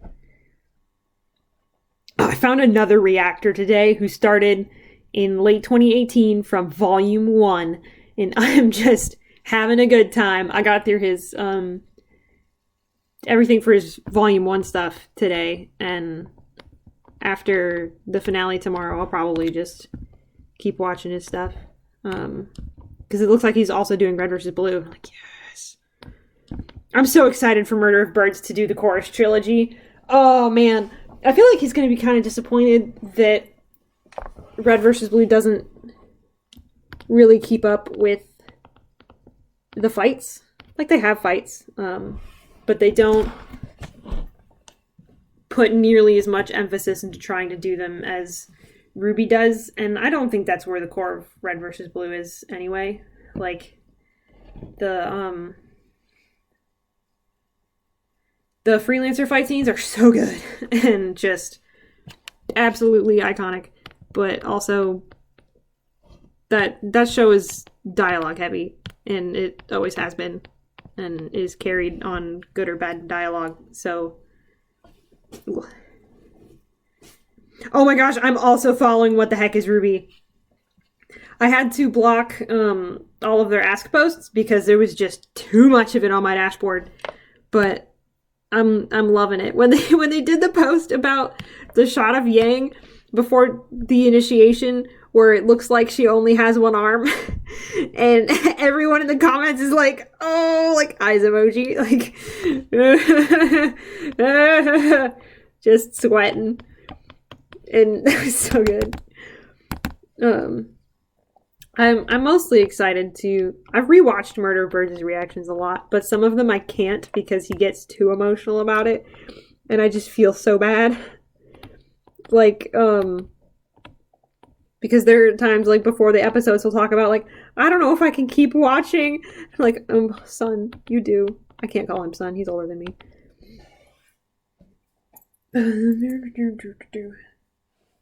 Honey, you don't even know. There's a storm coming. Oh, what was I saying? I had a point.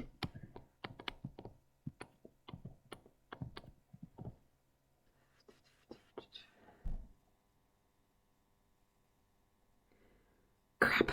This isn't working. I think it's because... Well, this could still work. I just have to...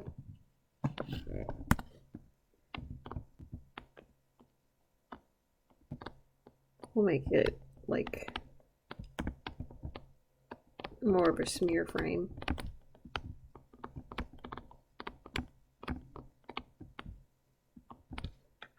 I think a lot of how Nia moves is influenced by how straight she keeps her legs 80% of the time. Like, there is no wiggle in... Like, if they are bent or straight... They are either bent or straight 90% of the time. Poor man.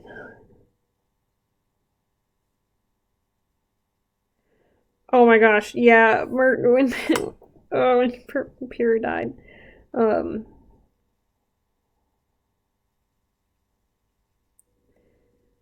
Shows can make me cry. Like My Hero Academia. Oh man, there are certain episodes in that show that just hit me like a truck. And there's going to be another one at the end of this season. But I don't know that I've ever gotten into anything in the way that... Oh, I gotta change this again. And the way that Murders into Ruby. Like in Volume 5, when Weiss got stabbed, and he was like, I don't know that I can keep doing this if she dies. And Weiss is one of the top 4. Her plot armor is as thick as Oscar's. Where did I mention earlier that Oscar is... I think that was in the Discord. That some people were worried about something happening to Oscar, and I'm like, that boy's plot armor is so thick. Like, he's Oz, so he's pivotal to the plot, and killing Oz again would just kind of be a waste of narrative energy. So there's no point in killing Oscar. So, boy's plot armor is a mile thick. No, you have great taste, that's why. I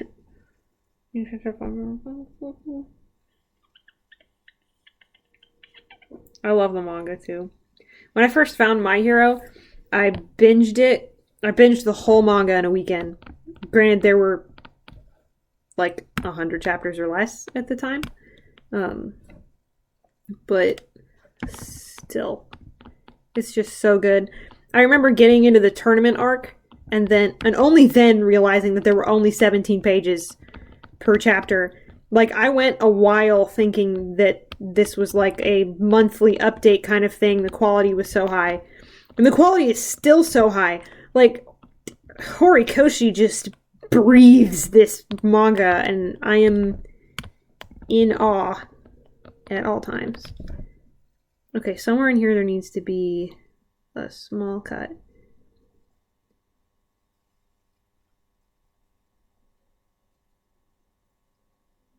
Oh, I gotta focus for a second.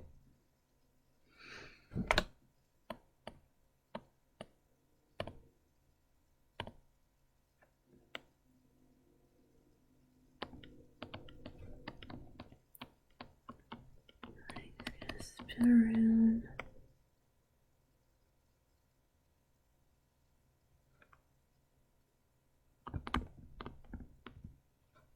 This is the worst angle.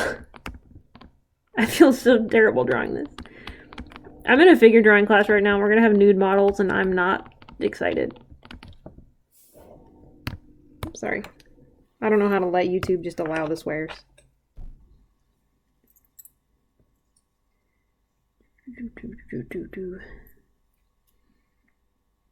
Characters. Beer was the only one intended to die. I think that's true too. I love Hope Punk. Hope Punk is my jam. I still need to go to the bathroom.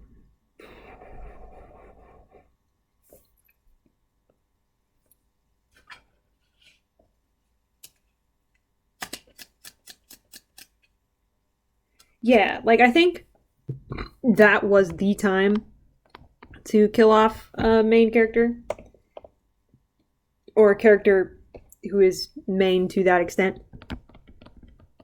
And there's not really room to do it again.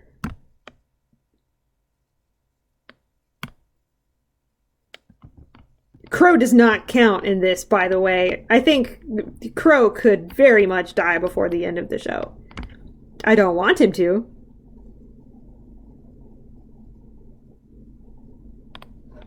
This is wrong. I'm doing this wrong.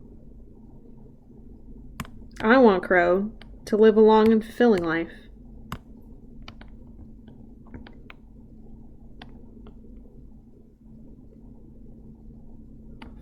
Rick! Mia, what are you doing?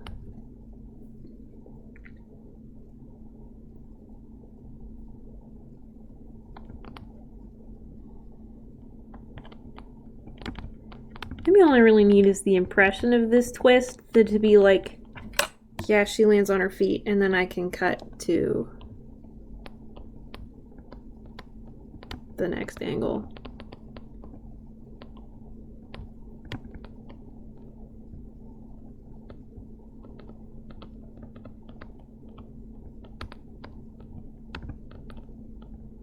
There's a lot of solid footing in this. I can see my own lines. Okay.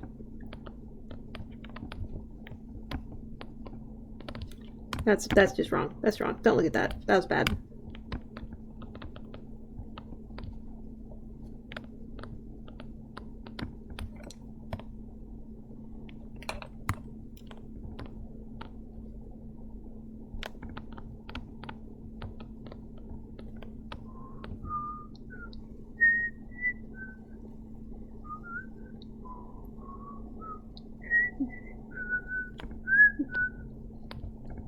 I think Crow has plot armor, but that it's deteriorating.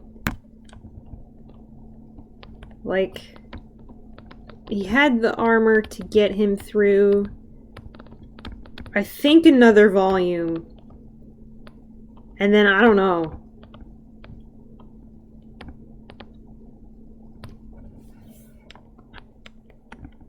We could just be like, blur lines everywhere.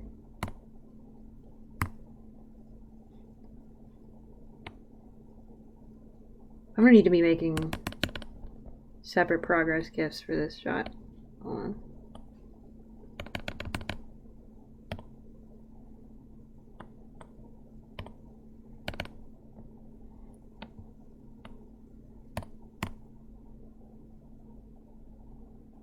It doesn't feel right. And I think it's this frame's fault. I think it's because her arm is bent. It shifts the weight wrong. Hold on.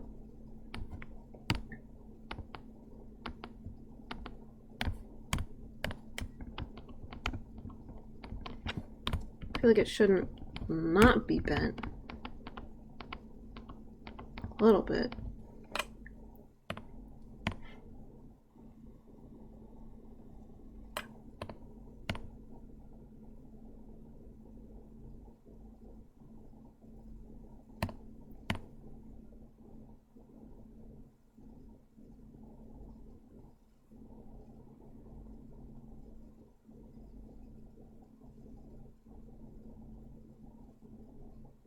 BRB. Okay. While you're also gone, I'm going to go to the bathroom, and then I'm going to talk about Crow's plot armor. Also BRB. Also, I'm going to get some brownies. It's going to be a minute.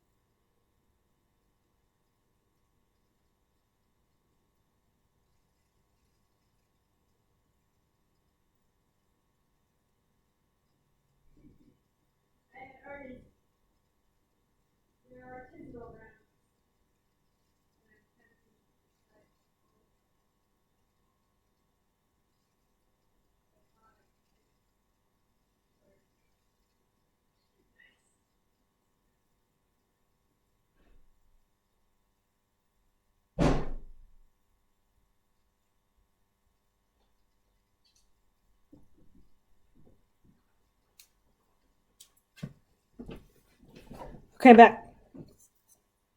I have a massive brownie that I managed to cut out of the brownie pan with like a pizza pie slice thing. I put powdered sugar all over it.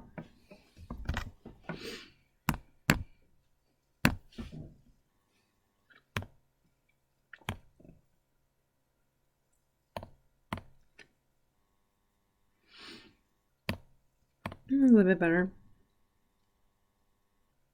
I'm sure it just needs some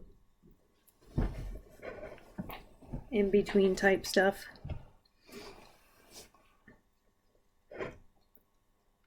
Mom.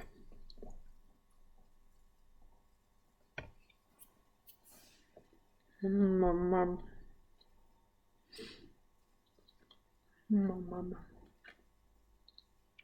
Okay. I still have half my brownie left. It's so big. It's so good. Okay. So, I think for a character like Crow, his plot armor lasts about as long as the narrative for his character does. But once that runs out, he is like... I don't want to say fair game because, ouch. But it's open season for killing Crow as soon as he is either irreparably fallen apart or fully gotten himself back together. Can you hear me chewing? I hope not. I hate the sound of chewing. If I could mute my own food noises, I would. I'm eating another one now. It's delicious. Mm-hmm. Mm-hmm. Maybe a little bit better sped up. Okay, so these two.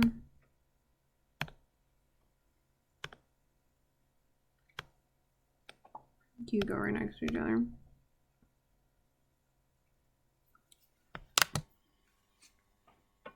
I don't know what naked in a snowstorm means, but okay.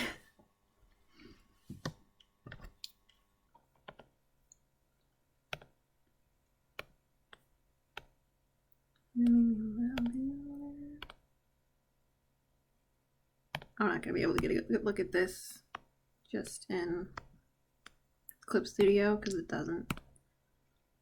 The playback isn't that good. See, like, skip the whole frame right there.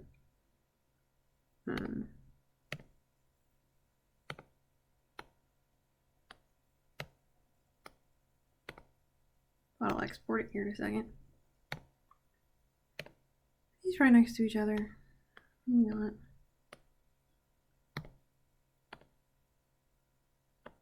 These are definitely closer.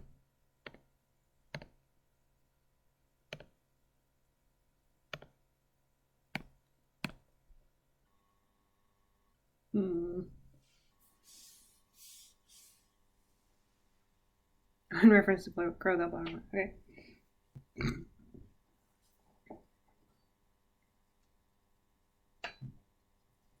Yeah, and I think that, like, his plot armor comes off the second his character arc finishes.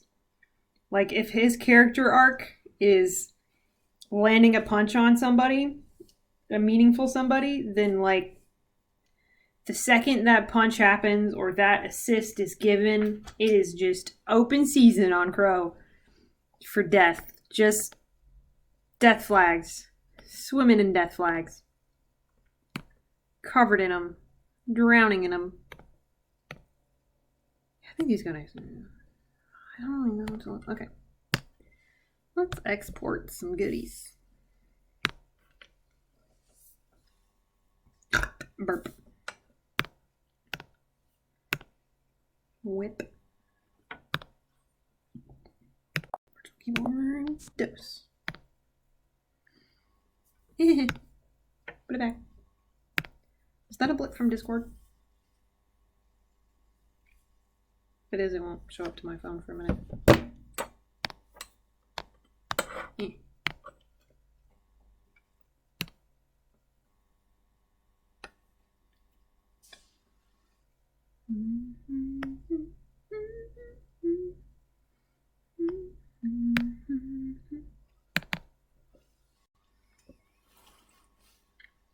I hope it does damage to the bad guys. He could just hang around Salem's place.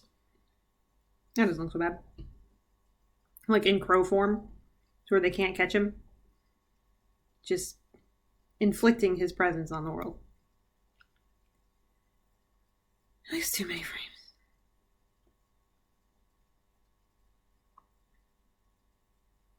This would look cooler if I had like her hair and her coat to work with, but that's a lot of work.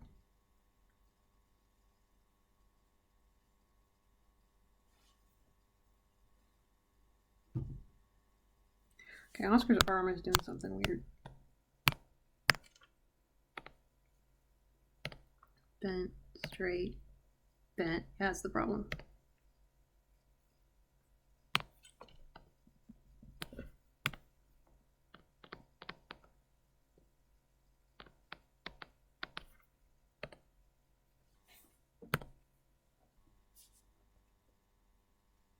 Just wrecks all their plans by existing. Nom. Nom nom.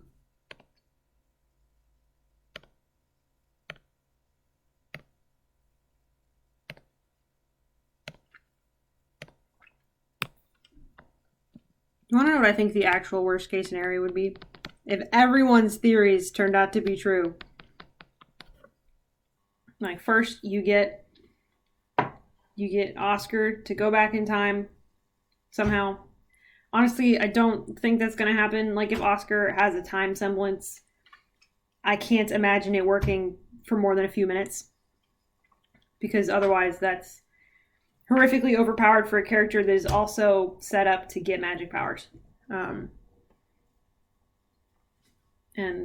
has horrifically thick plot armor. Don't get me wrong, I love overpowered characters. I just don't think this is the space for it. But if Oscar rewound time, Clover got to live, and then you get like Clover and Crow ending up together, only to then find out that Clover really was a traitor this whole time, that would be bananas. Winter Maiden Winter, Winter Maiden Penny, Winter Maiden Nora. I would love to see Nora get the Winter Maiden powers just because of the chaos that would call and the middle finger that would be to Ironwood. I think Ironwood is a great character who is suffering from at least a little bit of PTSD and needs to chill out, but I want good things for him. That being said, Nora getting the maiden powers would be the biggest middle finger to Ironwood physically possible, and I would be living for it. I'm in the wrong spot. I should be pushing down more on the umbrella.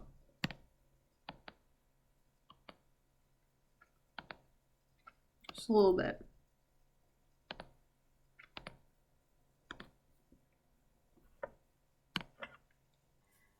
I think at this point, Freya might die without thinking of any of them. Like, I'm wondering if maybe the maiden powers will be just lost to any of them. That would be cool.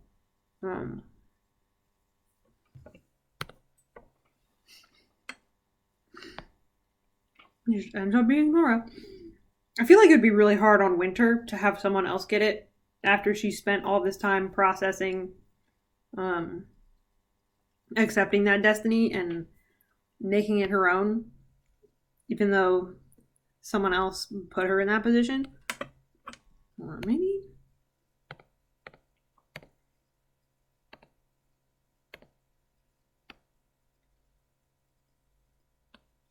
For half a second, this all reminded me of something I was going to say earlier, and I already forgot what it was again. Oh! Okay, they came out with that title card that's slashed halfway through.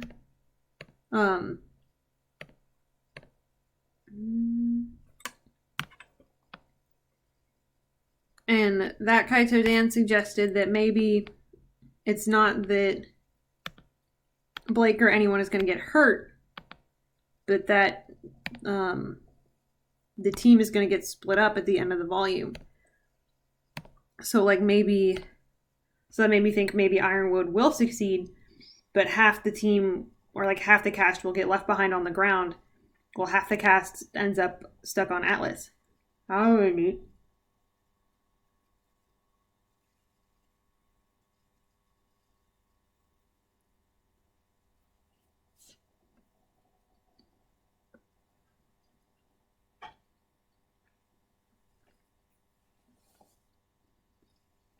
I think I agree with you on that.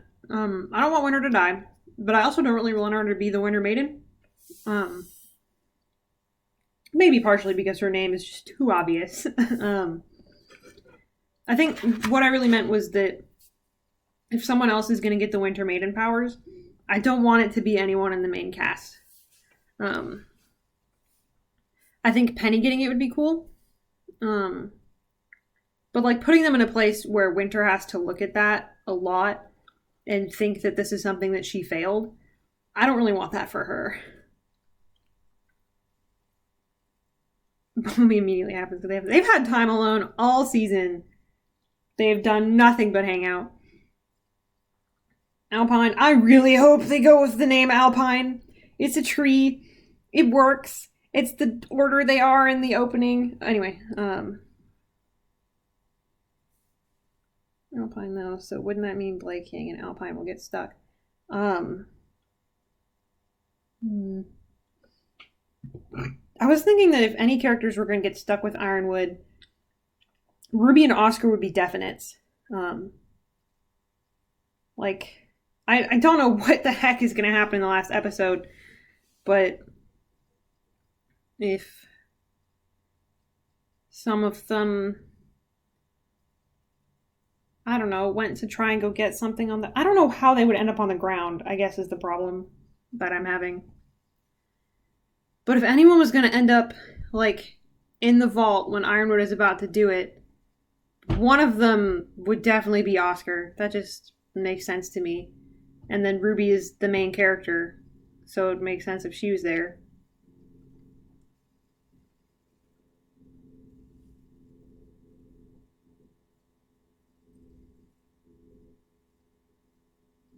I'm curious what your favorite name option is. I know there's also Orange and J-Ron.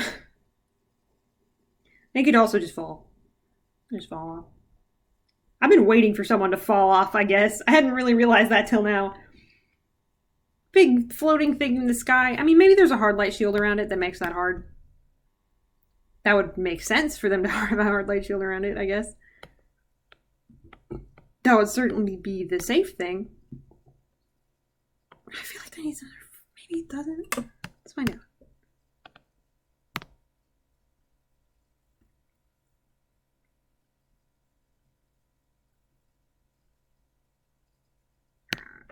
I like Orange,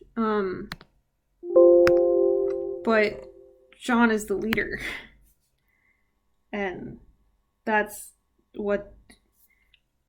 I mean, that's originally what made me not want to do Orange. J-Ron is nothing. I don't know what. I think some people have been pronouncing it without the R so that it would be Jean. Because,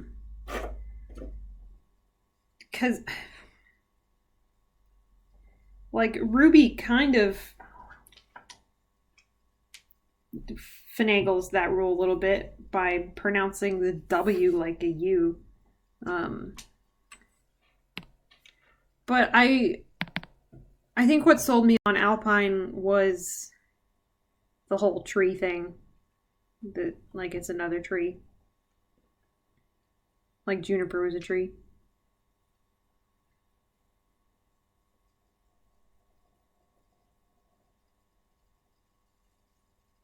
I need one more frame of something.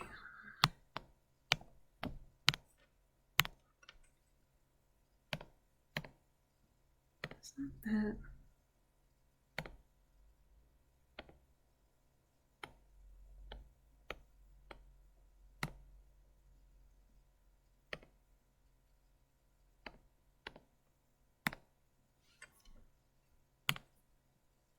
without looking at the one before it.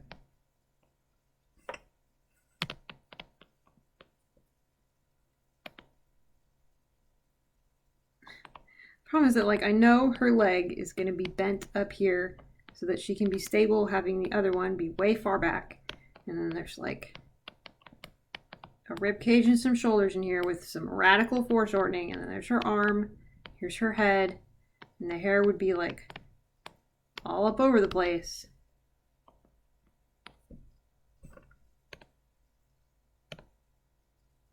It just doesn't translate super well to these smushy sketches.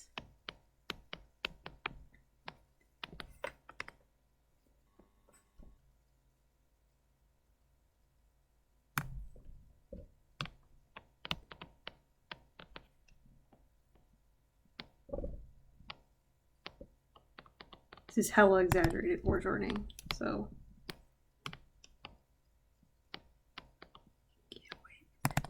Maybe not that much.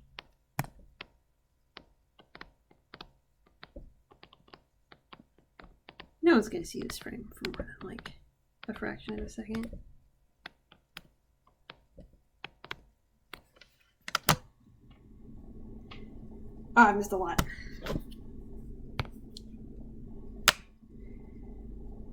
Oh, music artist. They could name it Nora. I would love to see them just swap names around depending on who's in charge that day.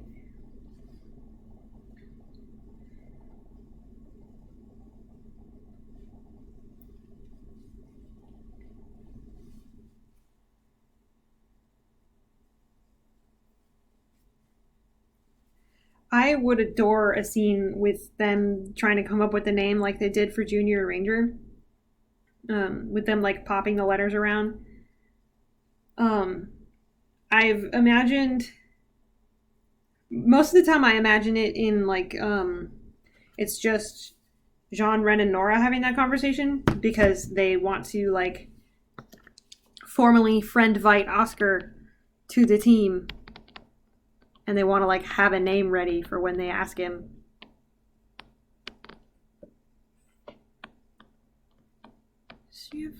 What the heck is her outfit? Right, she's got this big, like, coat thing.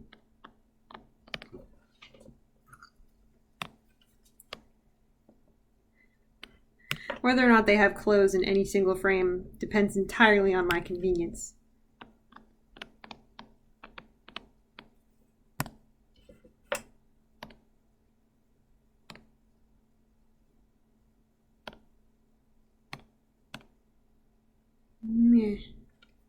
Yeah, I gotta export it. Export. Yes.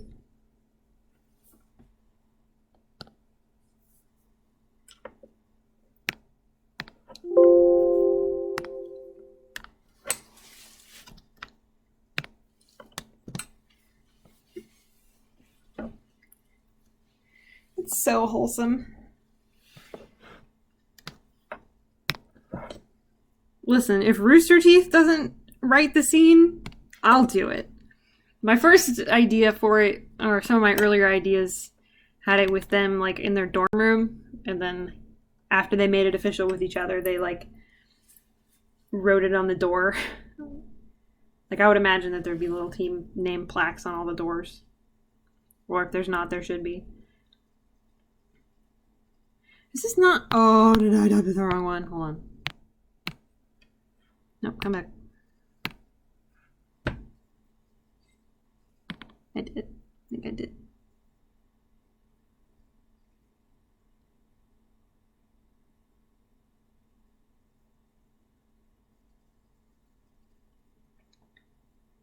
I wanted to have that lingering moment when she's up.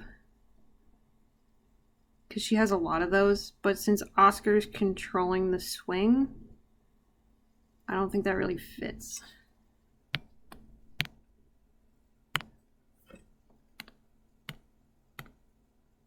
Maybe that's what's broken. Let's try both. I'm going to save it on the right. The correct one this time. Oh, it's because it's here.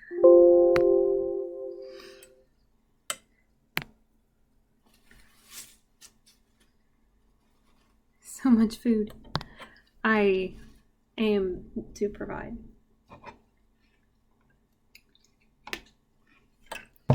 One day that content will all be of my OCs. One day.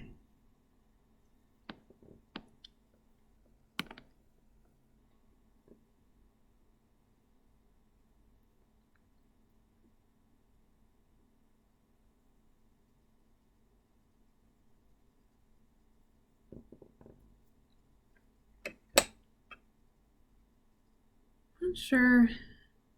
Okay, there's a little hitch in it right there. And I know it's because I don't have a frame in there, but I don't know if I need to draw it or just close the gap. Also,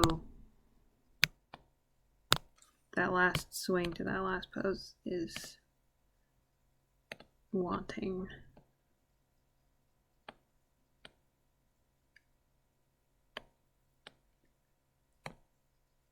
I'm gonna try closing the gap and we'll see.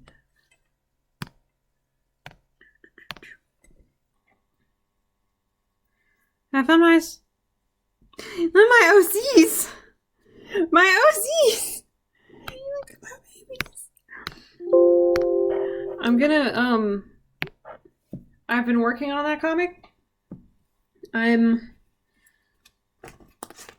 I'm doing it, the only way I've been able to get myself to do it is in a way that has so many steps, because I'm sketching it in like a physical sketchbook, and then I'm going over it in pen, and then I'm scanning that with my phone into my tablet, and then using the line art from there. And in that way, I've sketched up to page 33, I think. Or I have sketches to page 33. Some of the last pages are wild. I've inked 20-some pages in their entirety. 24 pages? 25? I have the book right here with me. My Patreon has a post that keeps updated with my progress. My dream was to have the entire prologue / first chapter, whatever. Oh, the nightlight turned on. I can't freaking see.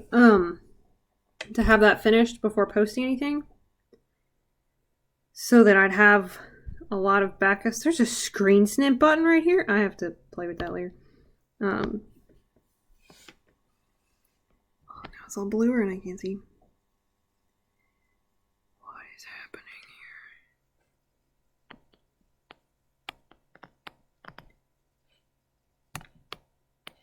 My goal was to have the entire first chapter finished before I started posting any of it, and then I wanted to post like 20 or 30 pages in an opening chunk when I started. But I don't know how long it's going to take. I've made a lot more progress recently than I have in a long time. It's just so hard when there's so many things like this that I want to be doing that are based on like fan content, and there's 600% more instant gratification for all of it.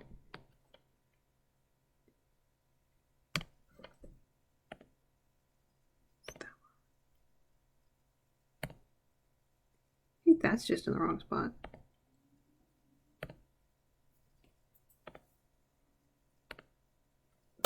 It's a little in the wrong spot.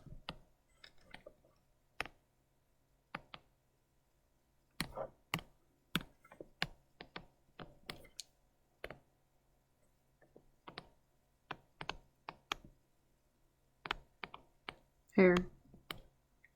Because it's convenient for me. That's the wrong leg to be bending. This leg should be bending. Could you even tell that was a leg? Boy howdy. Okay. I'm also very excited about my comic.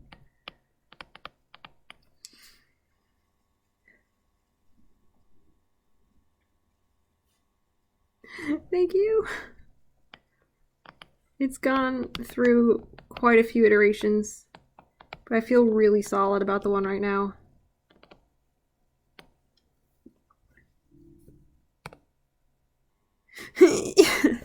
Well, oh yeah, one thing I kind of wanted to do was basically like open up my OCs to Tumblr asks, where you can ask them questions as where they are pre-story, so they don't, none of them know each other yet, but just a chance to like get, I don't know, pre-content, to get people interested in my OCs, and then maybe like give a hint or a tone for the world they live in. I just gotta finish but I want to get all these other projects out of the way so that they're not hogging up room in my brain. So I want to burn myself out on this. I don't know what exactly that's going to look like. It might just be finishing these sketches for these shots, and then I'll be like, yep, this has been my learning experience from this. Yeah, that playback is terrible. At the very least, when I finish this, I gotta finish posting Mind Over Matter, which I lovingly refer to as Mom. Which isn't going to take too long. Like, I've been chugging through the HTML for the interlude faster than I thought I would, I think. Chapter 8 is going to take a while. I think by next week, if I'm not too bogged down by school and the job hunt that I've been procrastinating, then I'll basically be done with Mind Over Matter. I'll just be sitting on chapters so that I don't post all of it at once, because it's easier for people to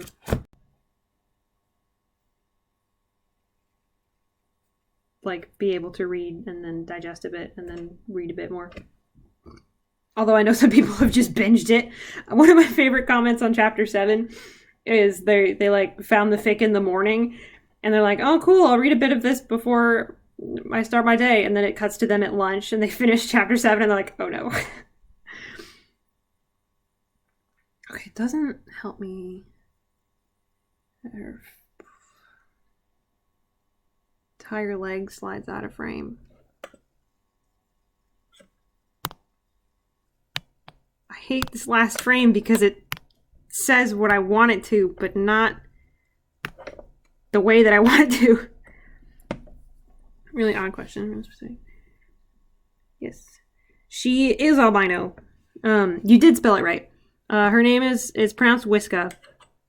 So all of these characters, or at least all of the main characters, are taken from older projects of mine. Like older ideas that I had that never saw the light of day or any sort of fruition. And I just took all these main characters and I just shoved them all together and then spent 7 years ironing out the kinks. So in Whiska's original story, she's one of the ones that's changed the most, because her original story was weird and was based on this small group of kids that had been experimented on or something, and this character who is their mom now, I don't know, so she'd started as the white-haired, red-eyed anime girl, but then the more I sat on that, the more I was like, why though? When I could make her an actual albino person. And I did a lot of looking into my first thought was why are all white-haired anime girls white, basically? So Whiska has her parents who are not coming into play until way later, because she's a foster kid, basically, but her parents are people of color. And I've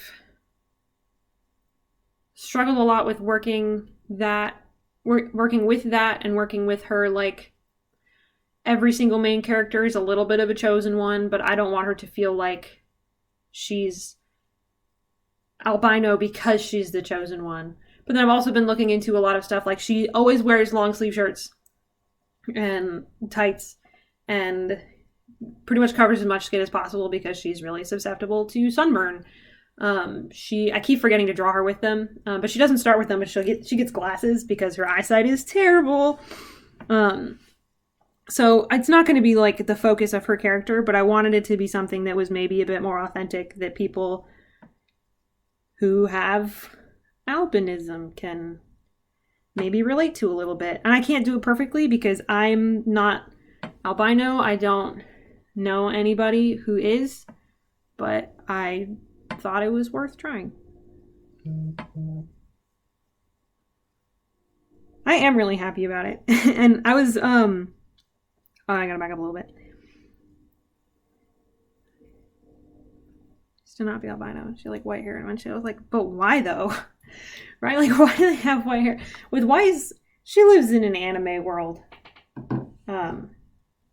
But also, like, she has blue eyes, so maybe they just really do have that strong of an albinism trait.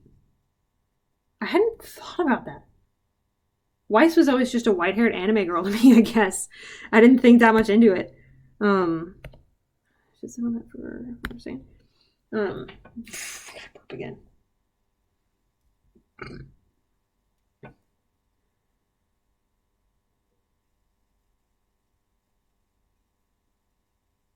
And there are other things with the characters that I've tried to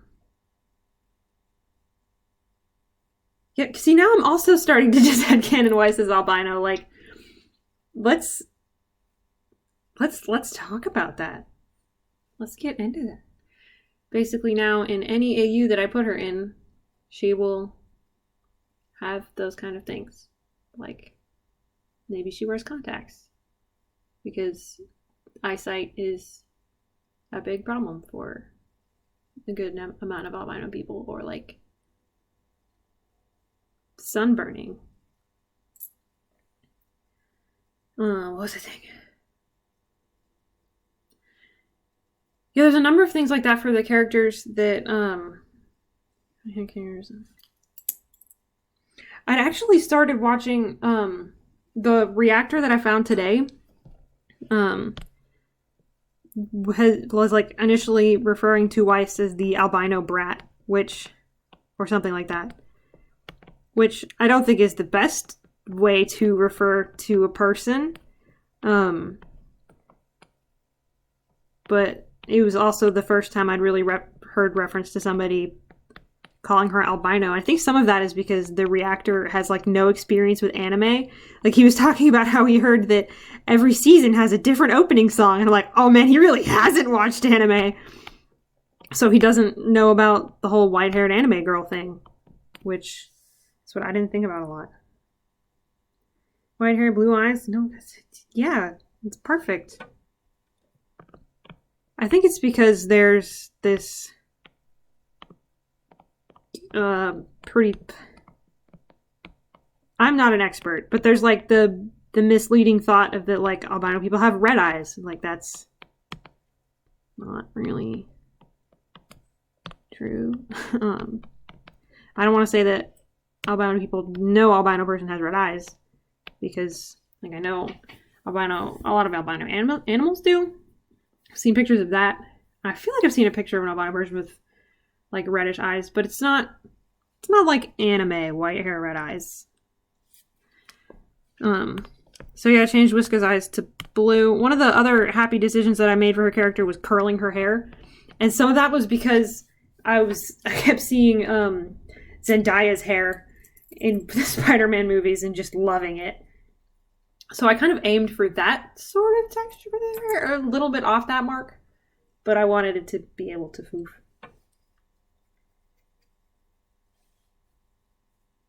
Yeah, I'd imagine there's a lot of variance with just like any other thing has variance. Netflix isn't broken. Yeah. What was I saying? But yeah, there's some things like that for all of the characters, I think. Where some of them started off as surface level one thing and then kind of became something else. It is so cute. I love what happened to her hair. I was I was sitting in church on Sunday and I forgot my my sketchbook that has the comic in it. So I was just grabbed another sketchbook and was just drawing outfits for Whiska. Whiska has the best looks, by the way.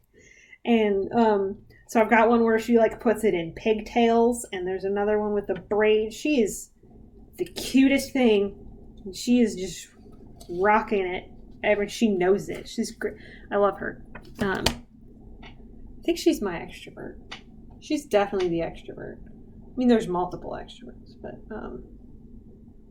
anyway, a lot of characters started off as like a surface level one thing, and then like, but why not just take it to the realistic version of that? Like, Mikey went from being just kind of shy and quiet to projection for my social anxiety. Some characters started off as one gender and then with no questions or asterisks, and then went to other directions. And I don't really want to say which ones, because I guess part of the thing that I'm doing with that is a point of like, you don't get to know everything about everybody, and also because I want people to grow to like or dislike characters regardless of any of that. Though one character is just all of my own gender confusion, and it's great. I love them very much. I love Whisker so much. Thank you. I'm excited to get more. I'm a little nervous that the world that I put them in is... They all come from different places in a world which is not really like ours. I gave them a similar fashion sense to us because I like our fashion sense, and why not? But like I guess the country or kingdom or whatever where they live has six main cities, and Neo comes from outside of it entirely and did not know about any of them. And then Hadrian knew about them, but also lived pretty much where Neo lives. I think I'm finally organizing the prologue in a way that gets all of that information across in a way that isn't boring or too exposition-y and is still like drowning in character, which is what I'm going for the prologue, is just to all of them know each other by the time the action starts. And I have to do that for 6 characters in one chapter. Is that trope? And then something. Okay, I'm catching up.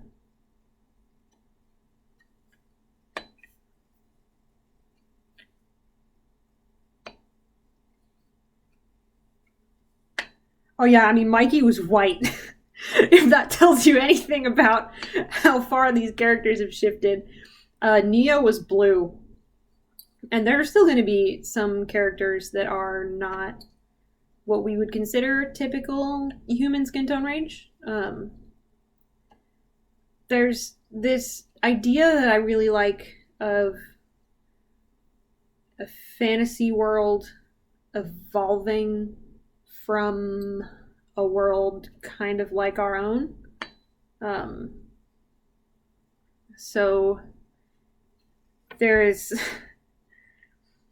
I don't know what that key smash is about, but I assume it's about Mikey having been white in his first iteration.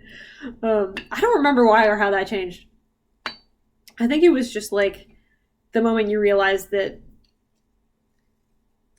or the moment I realized that I, as a white person growing up on a lot of media presenting white people, looked at my own cast and was like, that's a lot of white people. So now,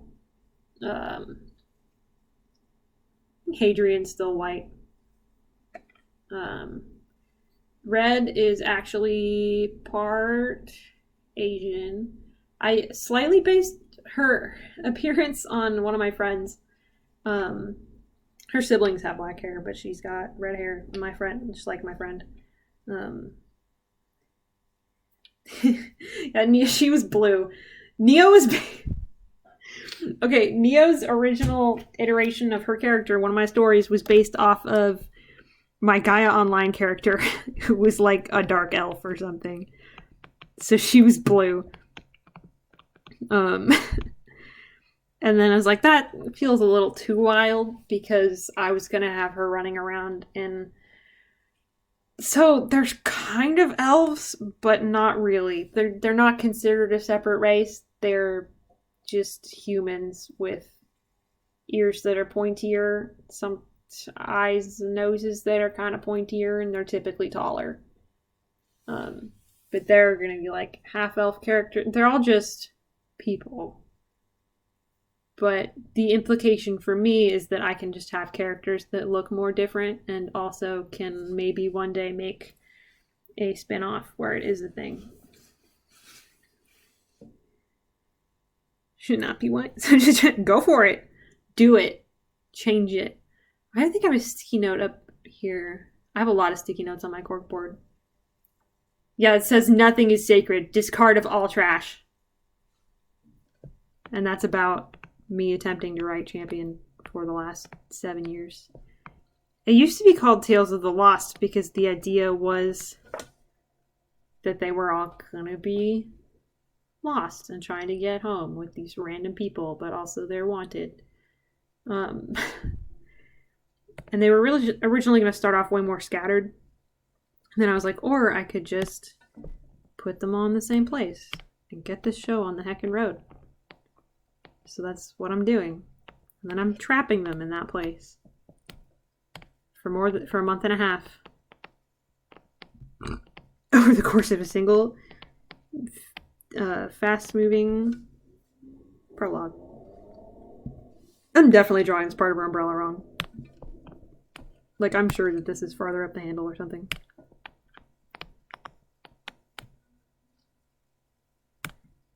You can just take this and move it.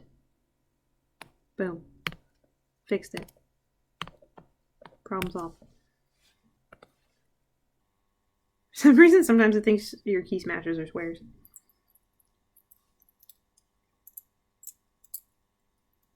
A month and a half.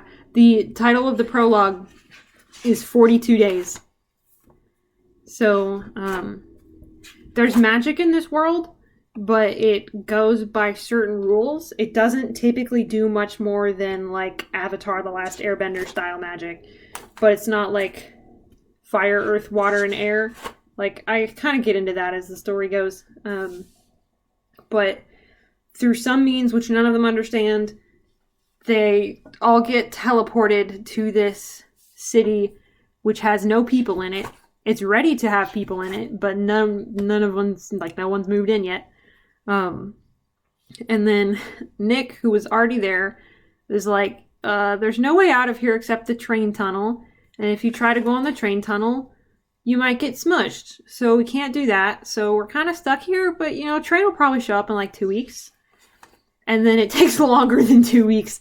So they're all stuck in this city together for 42 days before anything happens. And that's the prologue, is basically a montage of them meeting each other in this city,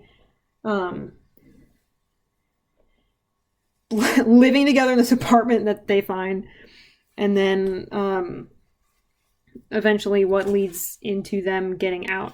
And it's my chance to bottle episode all of these characters to dump backstory hooks, overlapping narration about the world, and then getting all these characters onto the same page so that they can be this weird team going forward. Yeah. Me and family now. They're going to live together for more than a month. So by the end of it, they'll, like, some of the most thorough ways to know a person involves, what do you eat for breakfast? How early to get out of bed in the morning? What do you do during a day where you have nothing to do? So they will know each other quite well, which kind of helps me dissolve some barriers a bit, where certain characters are naturally disinclined to trust other characters based on their positions, but come to an understanding of, like, okay, this one is not gonna hurt me. Screw all the other ones, though. Good! Go write stuff! Do it! One of my most biggest things is to inspire people to make more things. Do it. Do it. Make more things.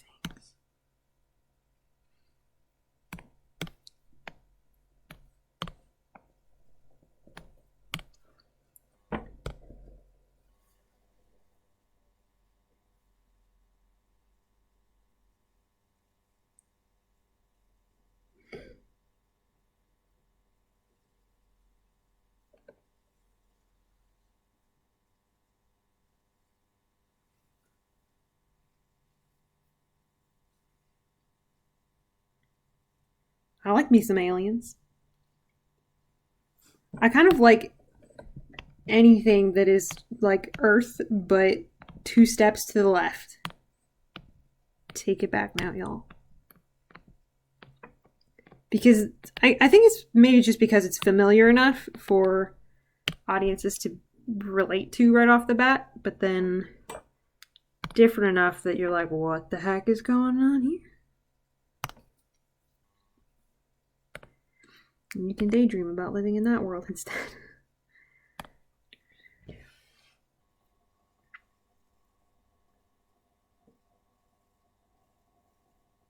No, by all means, I'm just rambling. Killing time until it's time to sleep, and then wake up, and then watch Ruby, and then cry about it.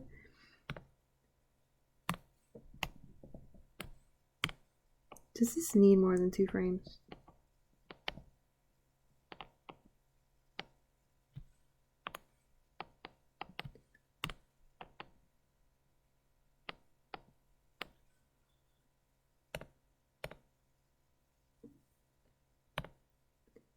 Crap, I didn't think ahead to the next shot.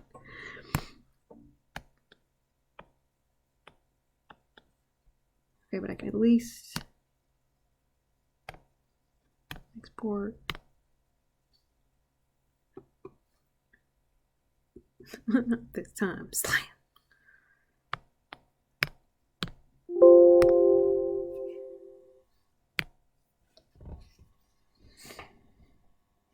On my corkboard in my room, I have pictures of my main OCs, and then 2 of the characters, which will come in chapter 1. Of course, only recently I realized that I need 3.5 more characters to be with them in order to make this, like, arc 1 plot actually work. I think I designed one of them.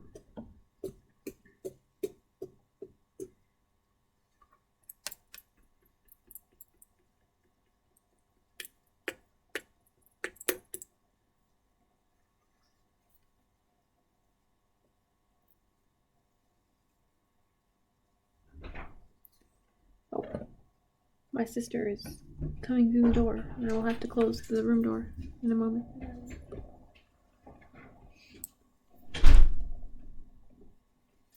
Hi. Say hi to the internet. Hi, internet. I don't even know if you guys can hear me. I made brownies. I put powdered sugar on them, and I ate a huge one. I used, I think, a pizza or pie scoop thing to get the brownie out, which wasn't my finest moment. But it's there.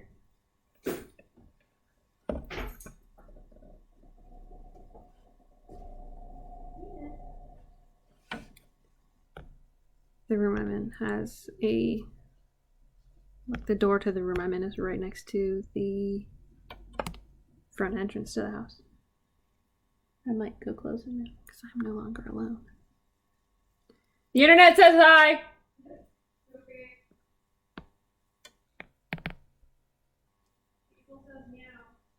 Cat says meow.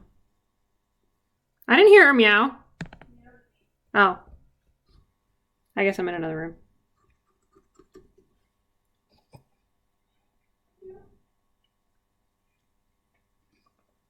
Oh, it shouldn't be static. That still doesn't feel right.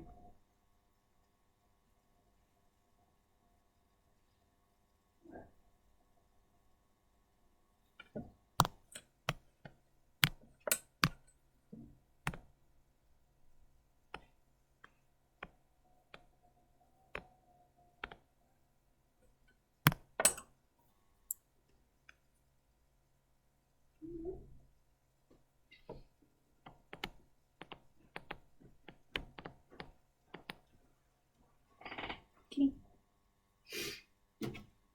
Meow for the internet, Hazel.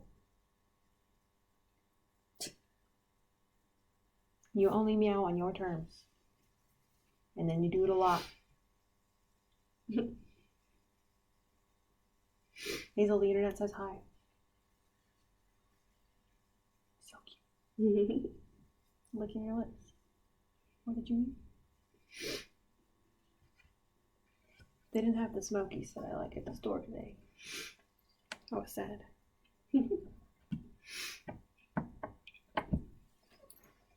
Nope, she made a noise. I'm trying to get her, man. No, put her down. Don't harass her. Merp. No. Whoa. There's a pointy thing in there. There used to be more pointy things in there. I ran out. I have a bunch. Yeah. You don't have to get that. Okay. They're right here. Oh. Nice. Turn this.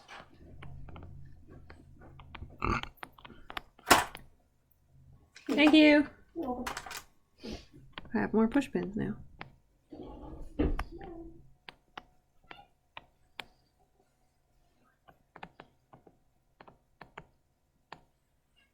Oh, now she's meowing.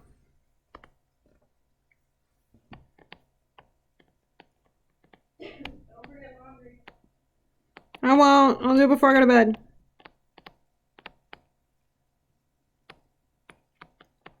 My laundry's been in the dryer for several hours now. She's my sister's cat. Her name is Hazelnut. We just call her Hazel. Or Nutty, if you're my sister.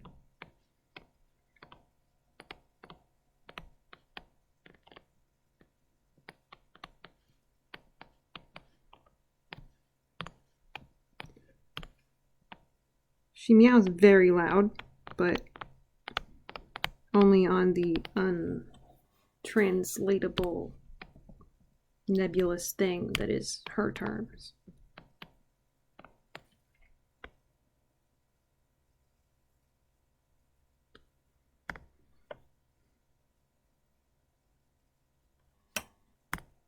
I didn't mean to make this bigger.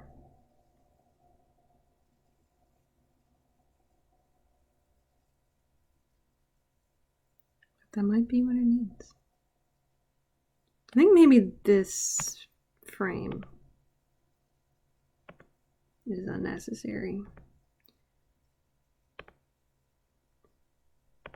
Or maybe this just needs more.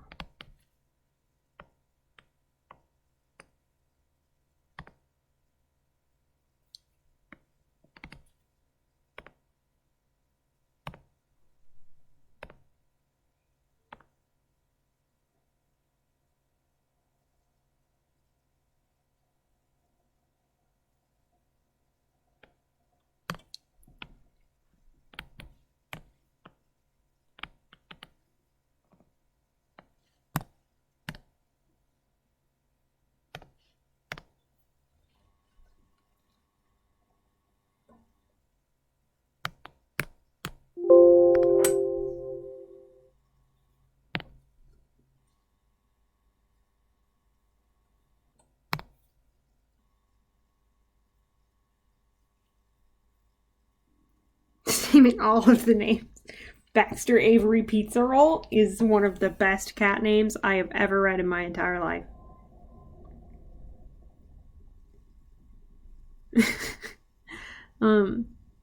My grandparents had a cat. Now my parents have a cat. My grandparents named her Kitty Ruff Ruff, which most of us thought was dumb. I just kept calling her Kit Kat until it kind of stuck, but she also still kind of gets called Ruffy. She's not a rough cat. She's an elegant cat who is also vicious, but only to the local birds.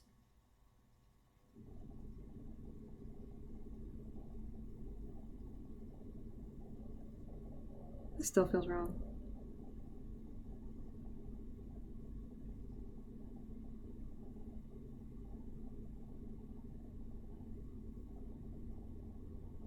It feels so choppy. I hate it a lot.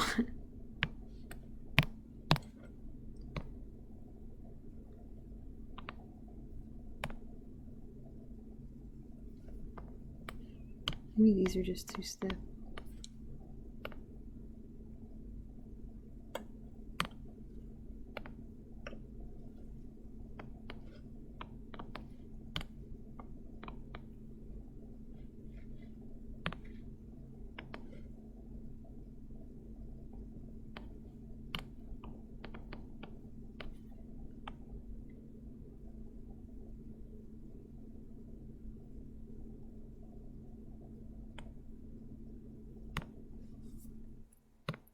I think this should probably be the blurriest frame of her.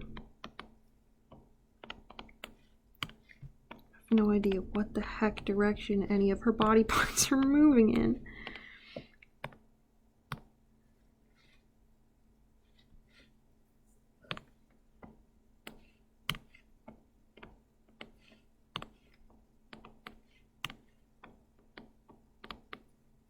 If she had hair in all of these frames, just covering up most of this, I wouldn't maybe be having this problem. Maybe this jump just feels unearned.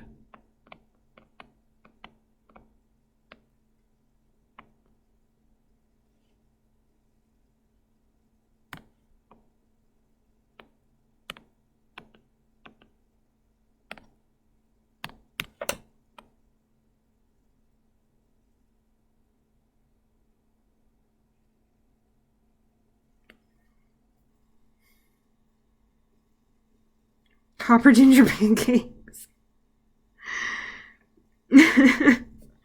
That's so cute.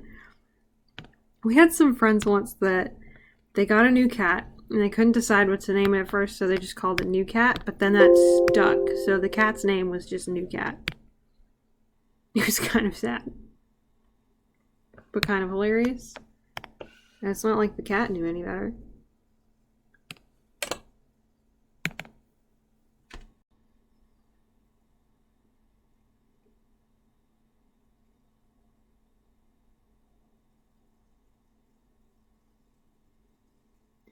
It feels simultaneously better and worse.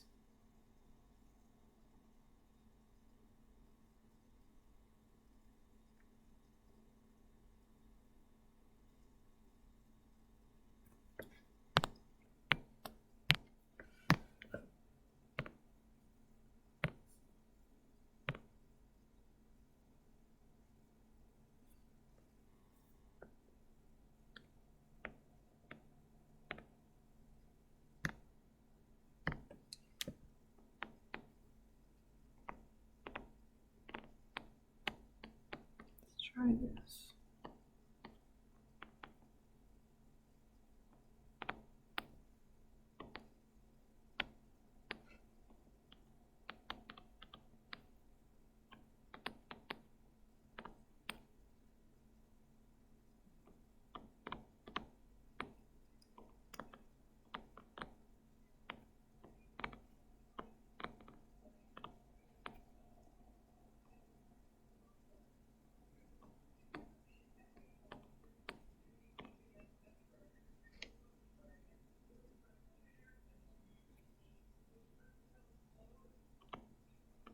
It's just freaking blur it. Let's just nasty smear it. Who's gonna know? Who's gonna know? You're gonna know. That's it. I call him something dumb and then it just sticks. I can't name an animal before I have it.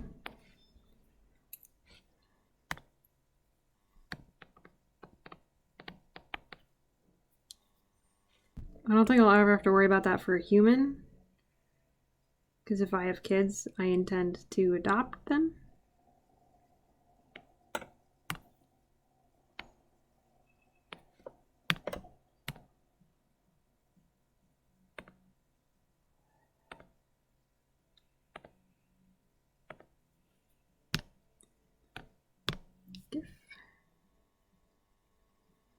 Thank you.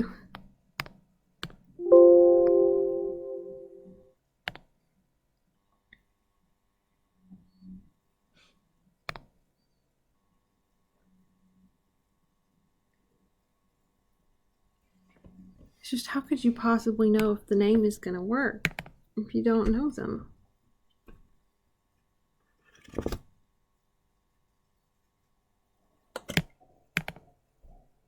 Come on, open. Here we go.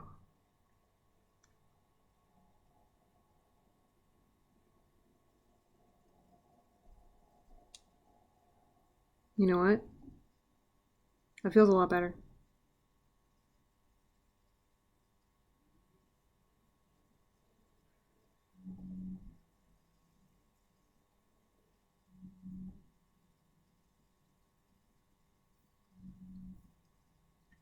You need one more. I'm just calling this good. Right.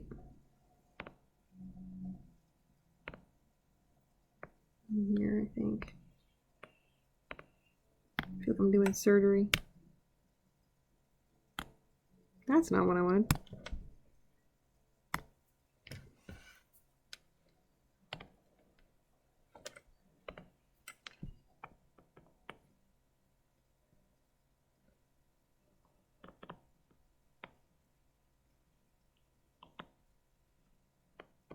Another frame of just leg day.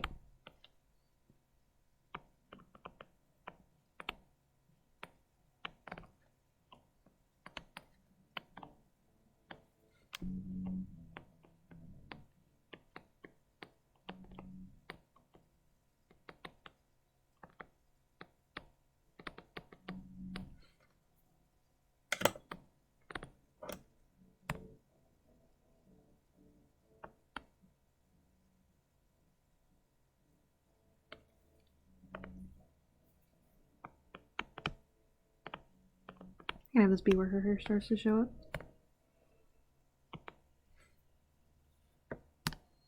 Let's try that.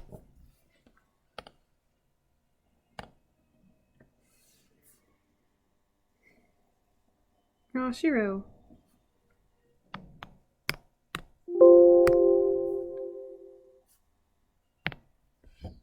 Could get a black cat, name it Kuro, just for the parallelism. Or we could get a red cat, name it Aka or Akamaru. And people are like, oh, did you name it after the dog in Naruto? No. I know what last thing this needs.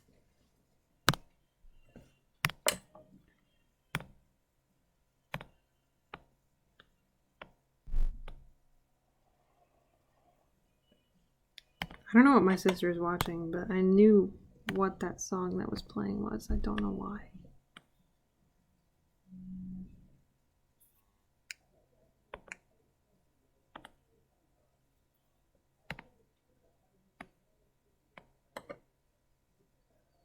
To emphasize that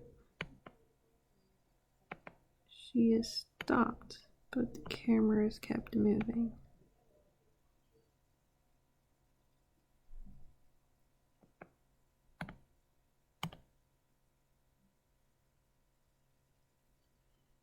Oh yeah, I watched first. I watched a lot of anime. And then I got to college the first time, and I got a minor in Japanese, um, because I needed a language, and I think I may as well get some free subtitles out of it, or lack thereof.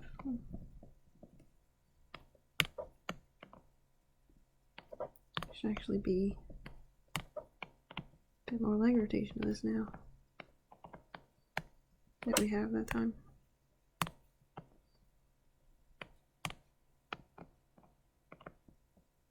I don't actually know that this is how that would flow, but who cares?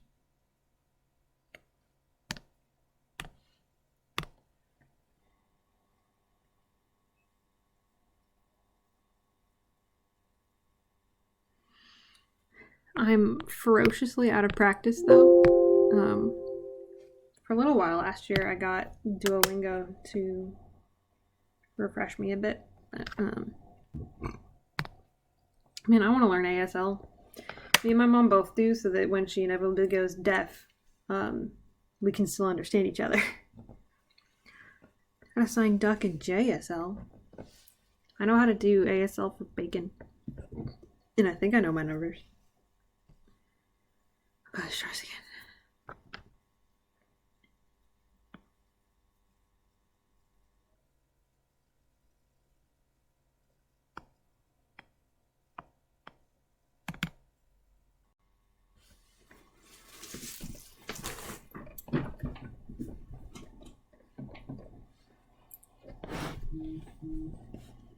Oh yeah, that's what that needed.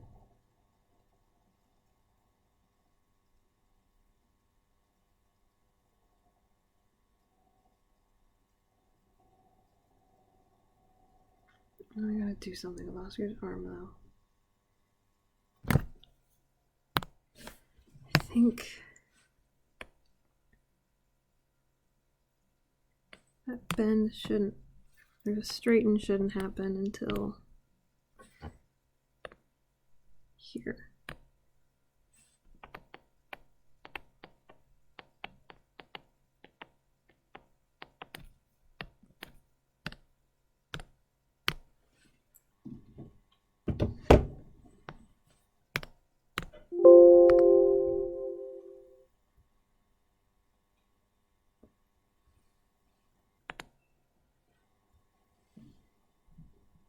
I have a friend coming over tomorrow to watch me cry about Ruby. He's not quite as passionate as I am.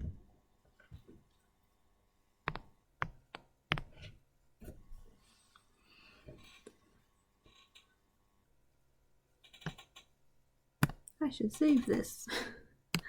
That's a good idea.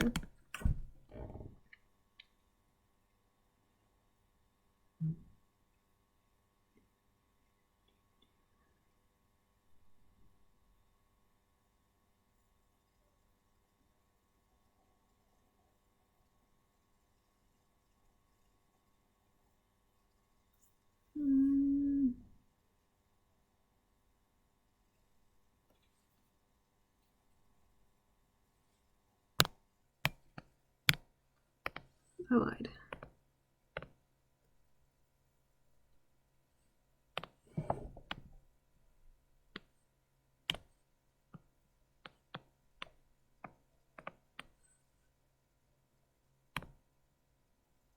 Does that hold for 2 frames? Why?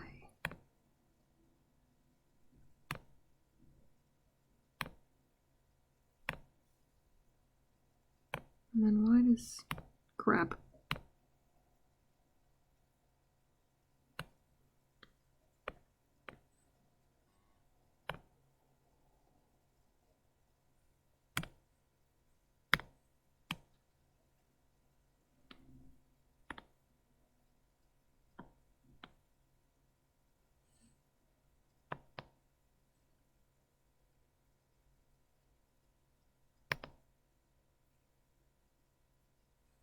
Stand by.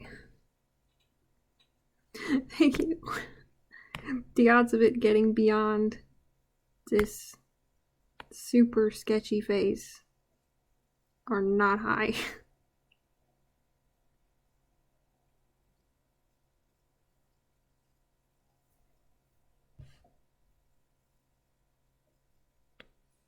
Maybe I just shouldn't keep swinging her leg. I think it should just land out here in the wilderness. What the heck are her pants like? There's pants.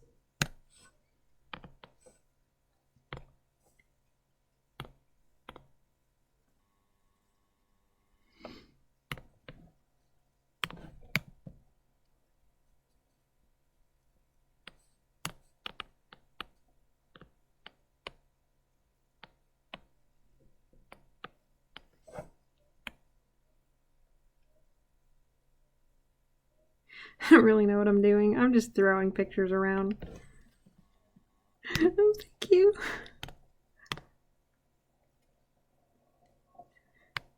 I'm just making things that I like and throwing them into the wind, and then maybe one day I'll make enough money off of them to live.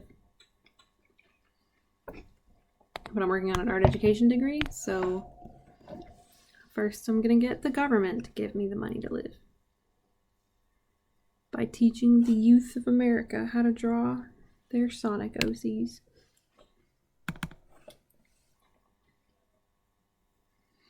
Her legs are both everywhere and exactly where she wants them to be at all times.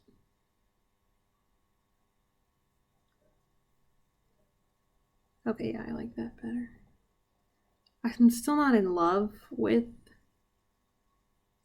how the flip looks, but I'm not in hate with it either. Okay.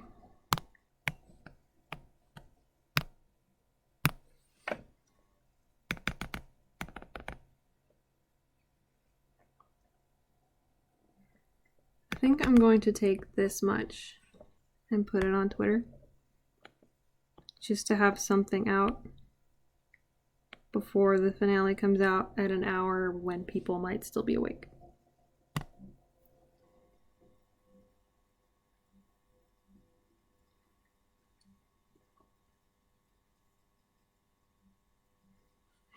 I haven't I think the first time I drew Neo was like 2 or 3 weeks ago.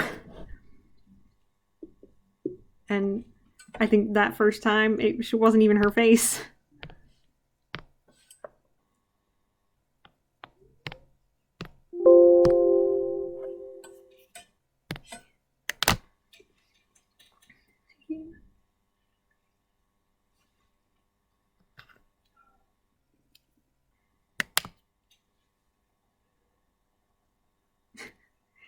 I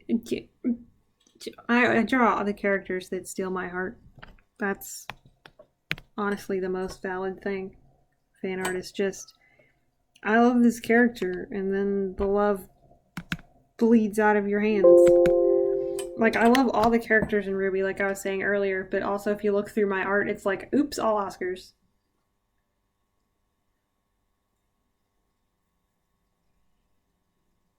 Just noticed something. Why is that happening?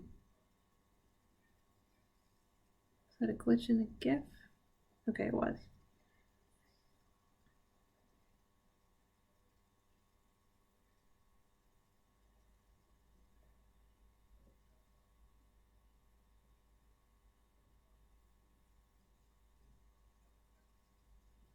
I'm so proud of this. I'm not gonna lie.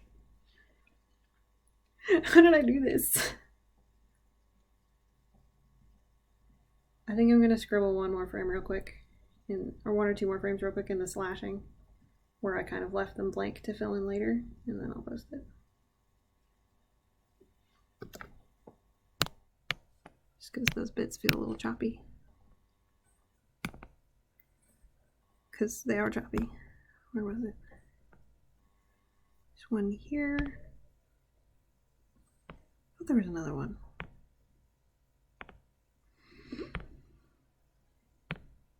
Well, there's one here.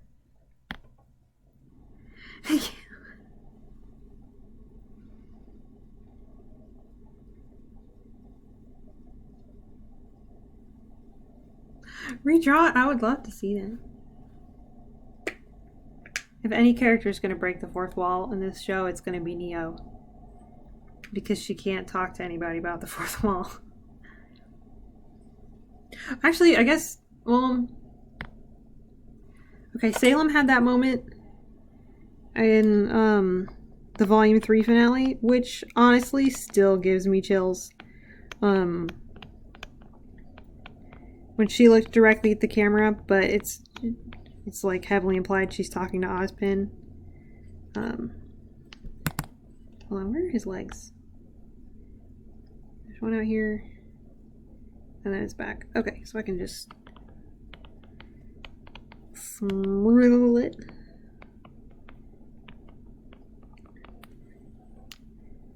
You'd be like, it's not laziness, it's a smear frame. But also, on my occasion, it's also laziness. It's convenient laziness. Laziness with forethought.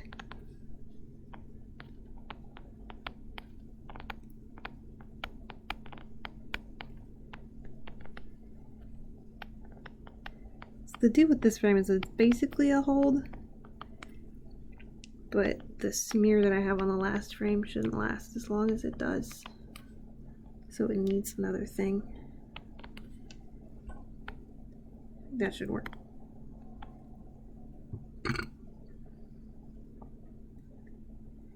The only advice that I can really give about animating is to do it. Do it! Because a lot of what I'm thinking to myself and applying here is stuff that, like, okay, I've done something like this before and I did it wrong. How can I be doing it right? But then that's basically life. I would love a link. Why? People want Neo to talk? Freaking why?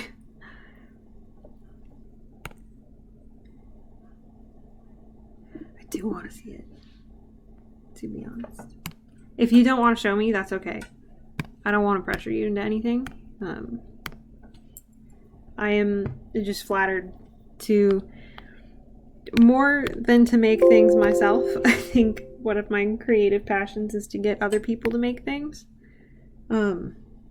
Like, I would probably be more stoked to see and experience someone else's amazing creative thing and then say it was inspired by mine in any capacity, even if it was just like, I watched this thing and it made me do this thing. Like Final Fantasy 13 basically made me start Champion. Sort of link, but it didn't go through. I don't know. Let's see. Maybe YouTube doesn't let people put links and stuff. Like it's showing it for you, but not. I could try pulling it up on my phone.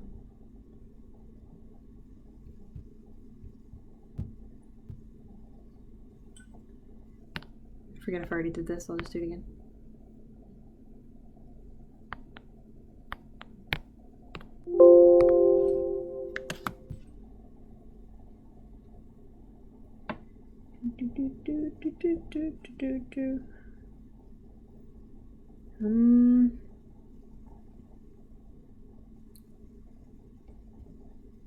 I don't know, I'm not seeing it on my phone either.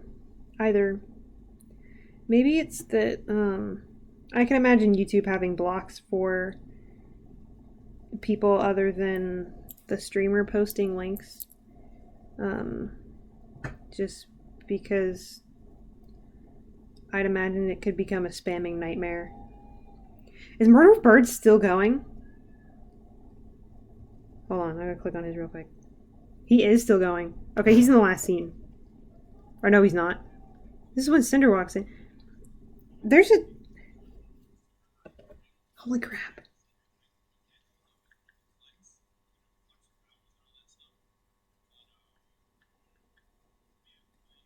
Usually I can like get up at 8 in the morning and then just start watching his live stream at 2 times speed and then have finished it by the time the episode comes out 2 hours later. Oh, now there's something.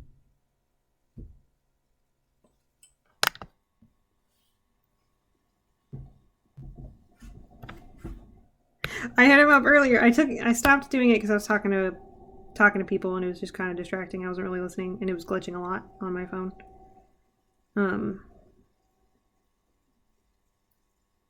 I'll probably stop streaming here in a minute and then just sit in for the rest of his thing. And I will also check out your post. I don't want to like put you on blast if you don't want me to. I don't know if that's the proper phrasing for putting someone on blast. I feel like putting someone on blast is usually like a call out, even if it's a comedic call out.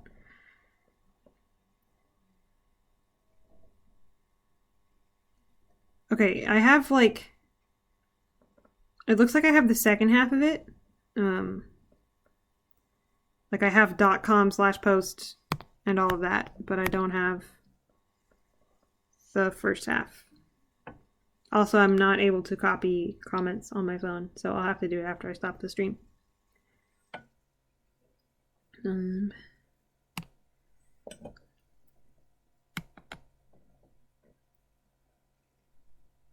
I should probably at least get ready to go to bed soonish, so that I can get up early enough to watch his stream.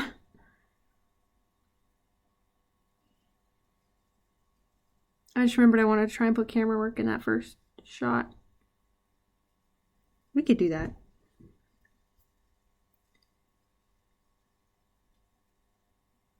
Okay. Oh, yeah, it is right there. Okay, sorry. I guess I'm just blind. I don't know why I didn't register that. This looks really good. I'm proud of this a lot.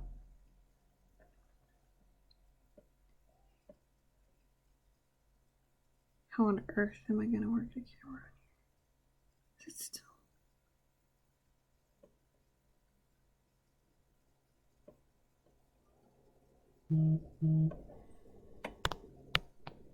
Oh, I gotta double check the floor layer. Hold on.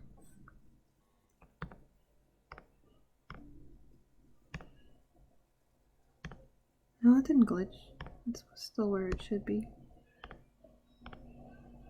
Okay, I'm gonna do.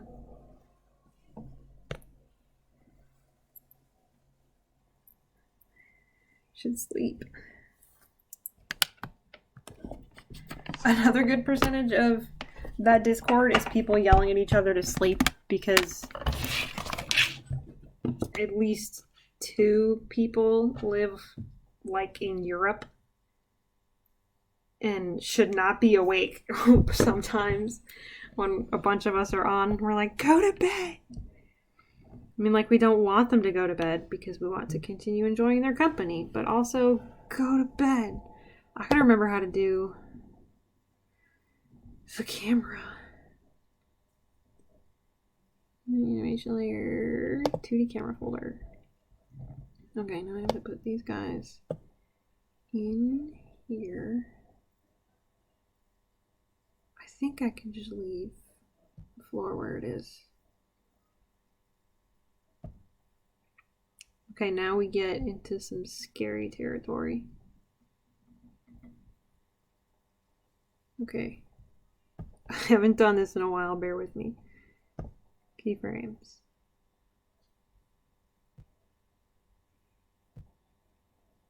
Whoop. Please don't crash. I gotta close these other files real quick, hold on.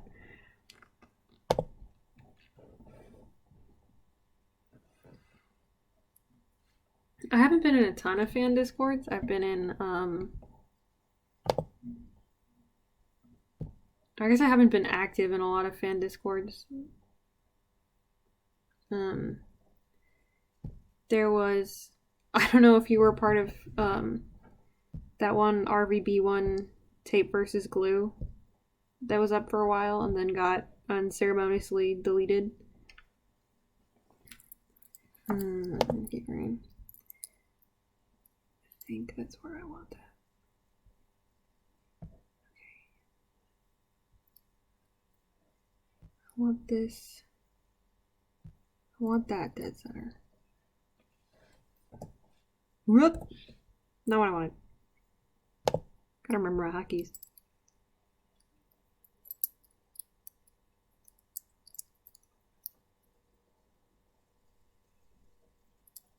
Yeah, I know there's been other red versus blue ones, but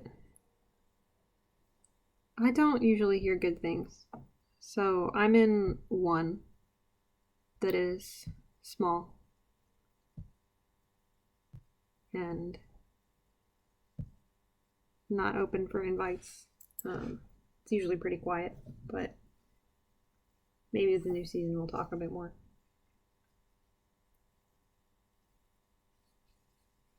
My mommy texted me to send her a heart sticker.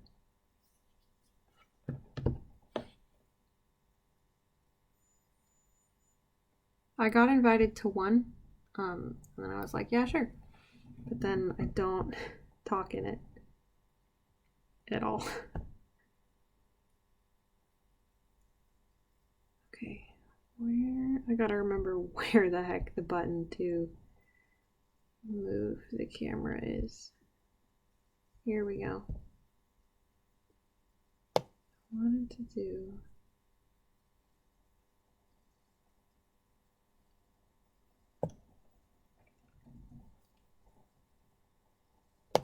Keep. Again. Keep. Oh, sorry. Okay, I just wouldn't scroll far enough.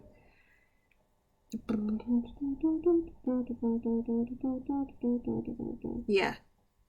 That's a bit what the Oscar one is like, where there's more people in it than you mostly see. But it's good and I like it.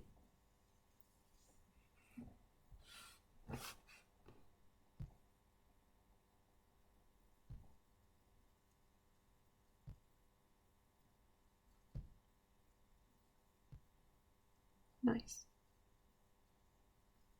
I don't know if I want to get any crazier than that.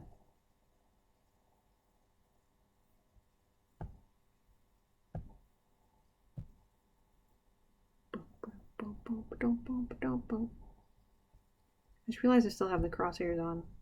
Hold on. I have to make these myself. It's kind of annoying.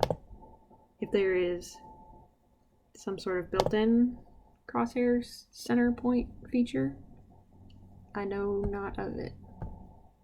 But there's still so many things on here I haven't explored. Like, I think there might be some sort of auto coloring feature for animations. Maybe? I don't know.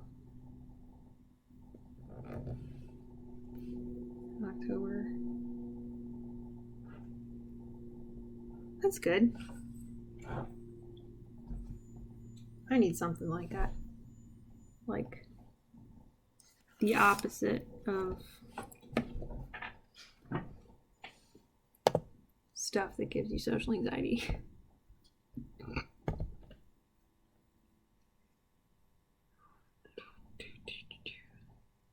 Sorry, I'm slowing down. I guess it just hits me at 10 o'clock. We've already missed the tiny camera move. Oh, I dig that. Oh, I feel like I have to move the camera again.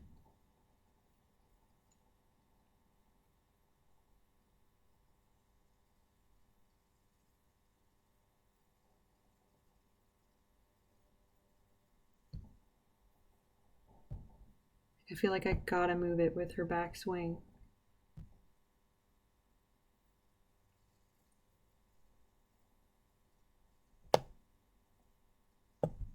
Something really fast. Like.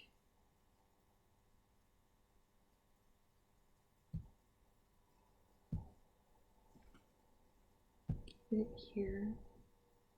And then.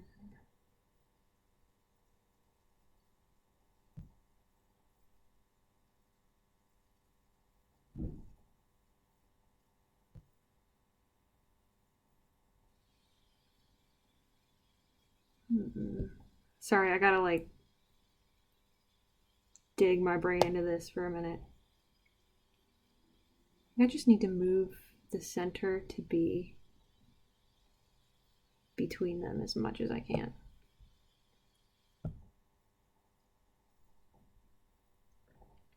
I keep really good.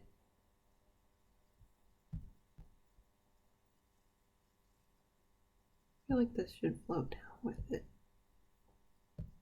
But like a tiny amount.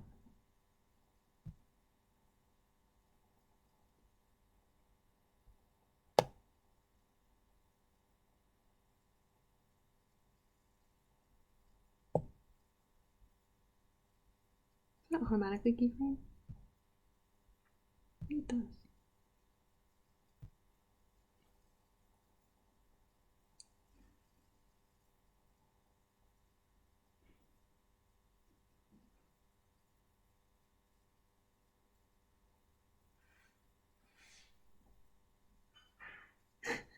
I've enjoyed talking to you though. And I'm really glad you got to have like that kind of thing. I love it when they're just like everything gets put together to have this perfect thing that gets you to move in the direction you need to. I don't know how to words this right, but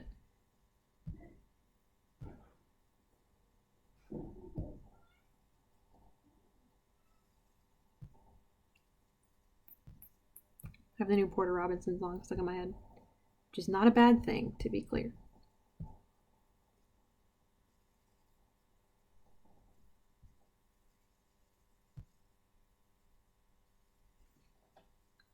This should bring it back down.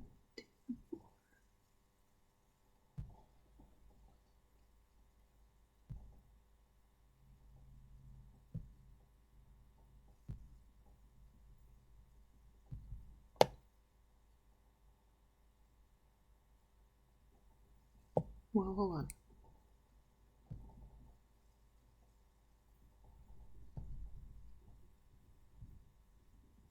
Oh, it's on the wrong thing. Oof. Oof. Terror for a second there.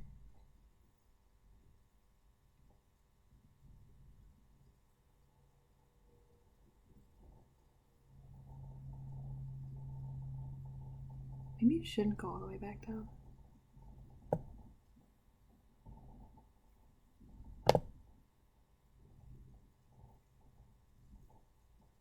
Oh, let me do. Heck yeah, I want to hear the story. Bring it on. I'll probably have to like stare at this for a minute and then take a minute to go read your thing. But heck yeah, man, if you want to share, go for it. I would love to hear your tales. Is it still moving? Oh, because I keyframed it over here. Okay, so I need to make sure this is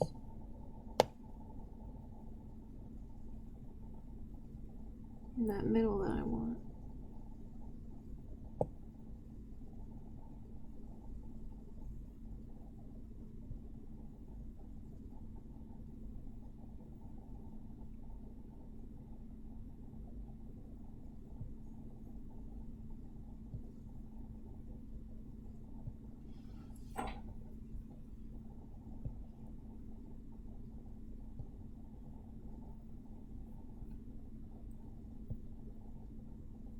Actually, this should probably push Oscar off center.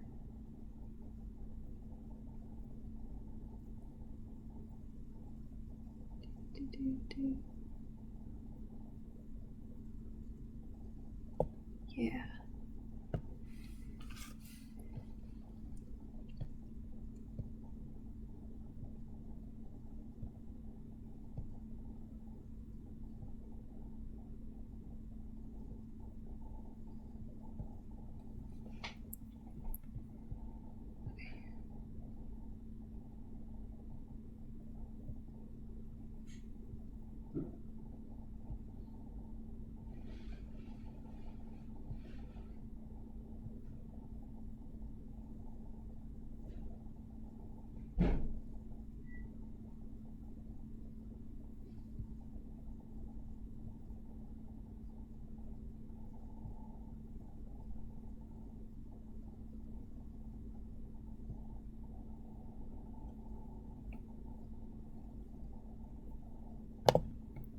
I'll be just a second. I need to see how this moves.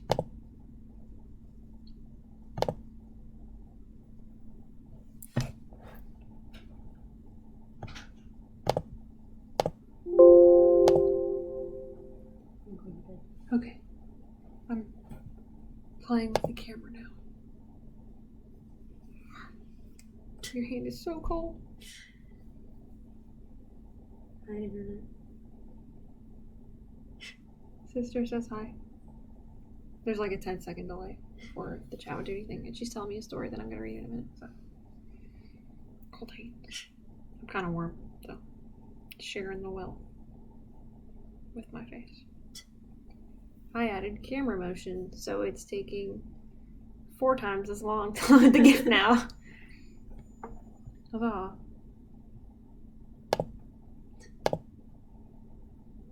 Show me the goods.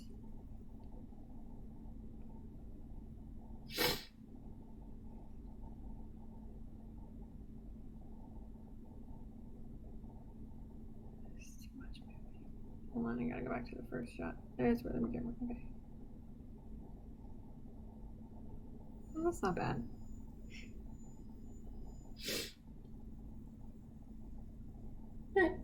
So I might just leave that.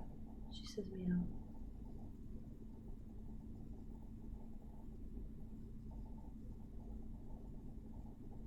It's a little bit too movie though. In here. I gotta find a place to stick it. I'm taking the crazy cat to bed. Okay. Good night. Good night. Okay, I'm gonna take a minute to read.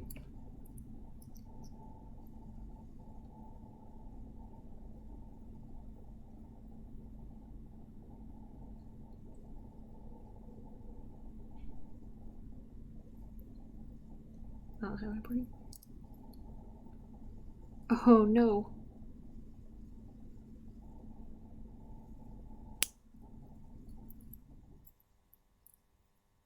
Oh no.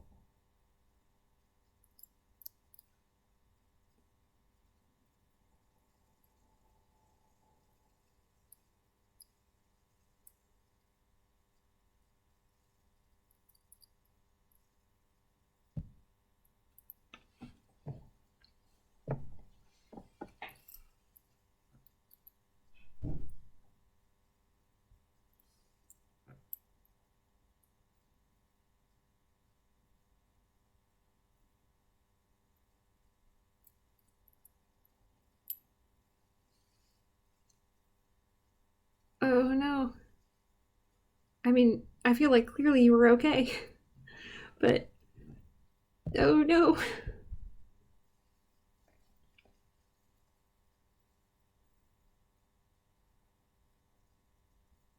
Oh, that sucks. That's so nice of your neighbors though.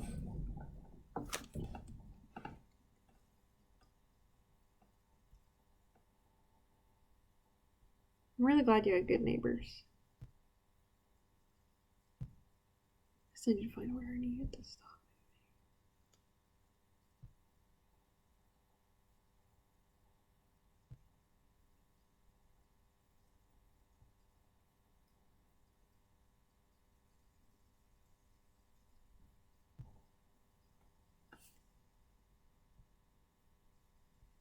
Okay, if I wanted to start again at frame 40, I need to keep track of where it is here. Okay, it's up. Because there's all these gray boxes, but you gotta remember which gray box. Your gray box. Nope.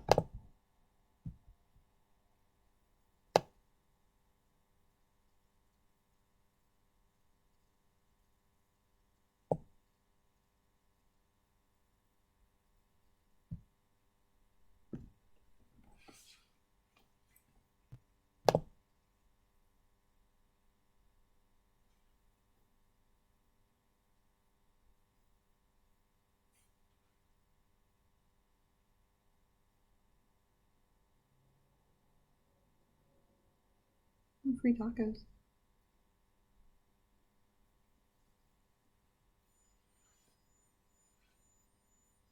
That's so good. That's so good.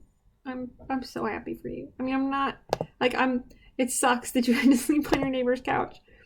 But I'm glad that it put the world in a context that is less scary. I've been trying to stockpile those.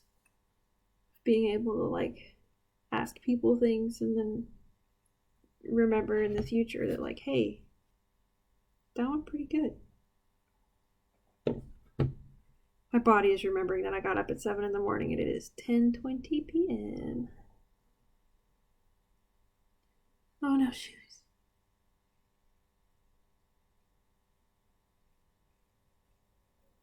Oh. I mean, I guess I don't know what kind of climate you live in, but in my area, when it's dry, grass is just the worst thing to walk on. I'm also just a fan of wet grass. But it sucked for you, so that sucks. I'm just so glad you had a couch to sleep on and somewhere to sleep, because that would have just sucked to have been outside with nothing and nowhere to go.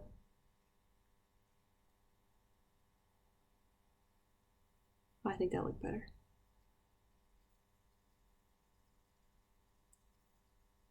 Yeah.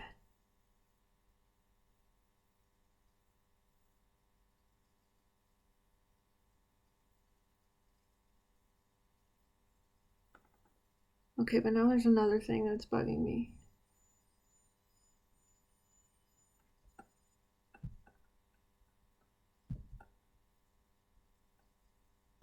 Turn off these buddies for a hot second. Wait. I don't think I screwed anything up. Hold on. Where's... There he is.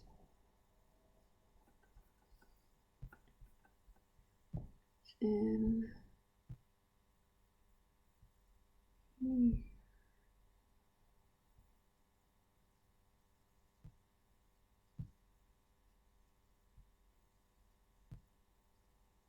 Oh, there's already a spot for another frame? Bomb diggity. Okay, I'm almost done. This will be fast. It's just gonna be a blur, mostly.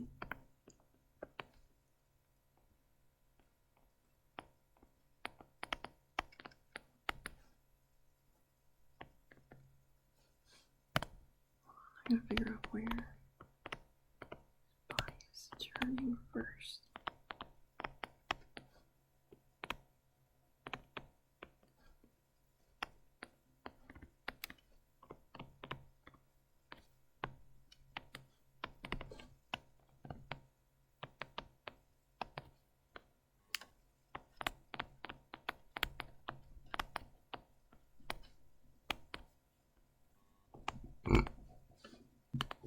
Burp.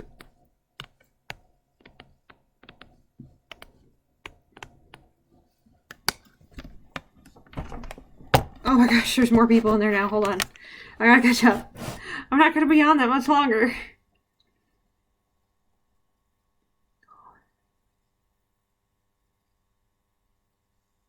Oh, I try to be cool. I love that Neptune gave me the response of like, thank you. I try really, really hard. Most people don't know what I'm referencing. Hi, Mice. Thanks. Welcome back.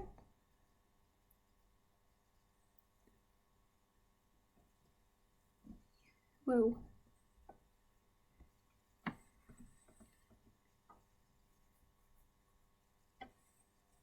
That's okay. You don't have to stay long, Jasmine. I shouldn't be up for much longer.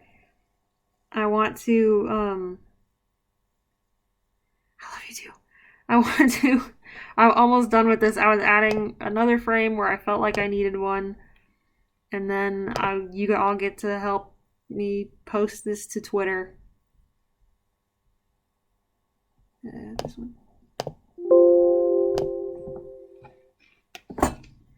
Maybe I should eat some more Cheetos.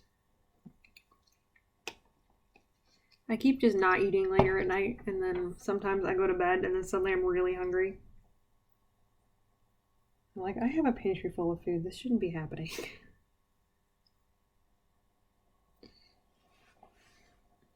I'm in a blessed living situation. I should take advantage of it. I added camera motion, so it takes much longer to load now. I do want to wake up in time to be sad tomorrow morning. I want to wake up tomorrow in time to watch as much of Murder of Birds thing as I can.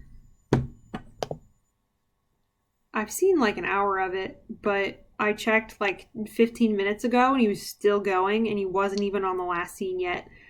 And I know there are 1,200 people. There were 1,200 people in there when he started. So, it's a lot. Maybe I should just wake up even earlier tomorrow. I mean, I guess I woke up extra early last week because I was just stressed out. And then I can just take a nap or something or go to bed early because it's Saturday.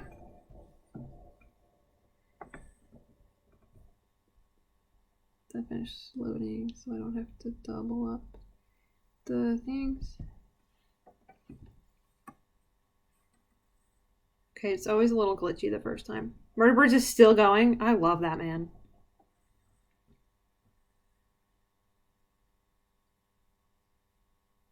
Oh yeah, that looks better. Love me my camera movement. Really glad I did that. Now Neo's frames feel weird.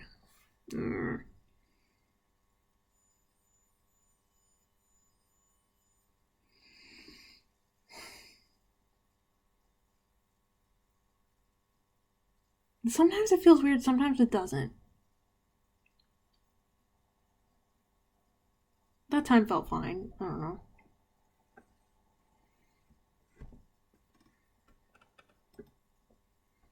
I wonder what his longest one was. I feel like he said somewhere his longest one was 5 or 6 hours long.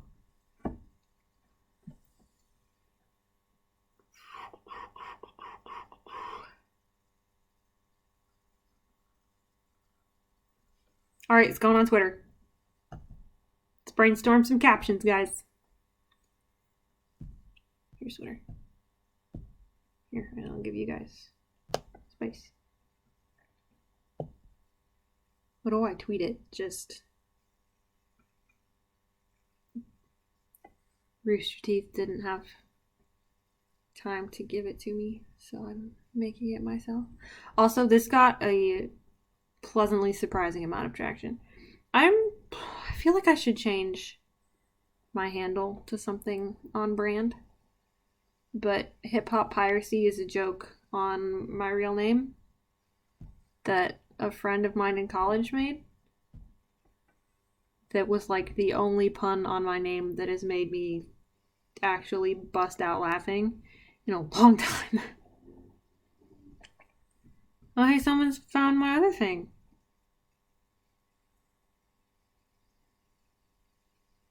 Maybe it's because I didn't tag it as Ruby, so no one saw it. I don't know how to work Twitter. I think I'm learning. Okay. What's the title of this video again?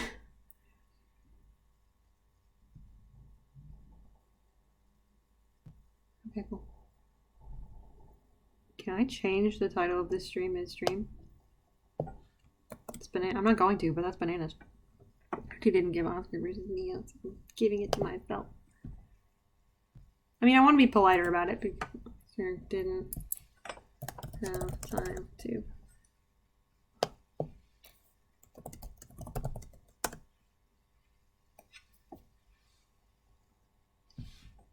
Does Kirby have a Twitter?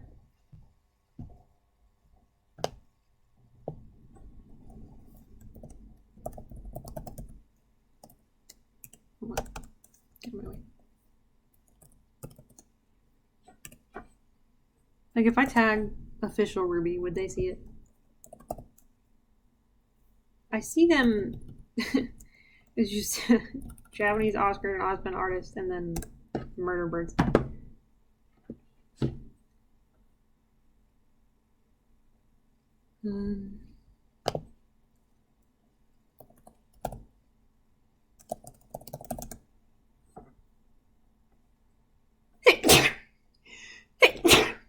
it's official Ruby.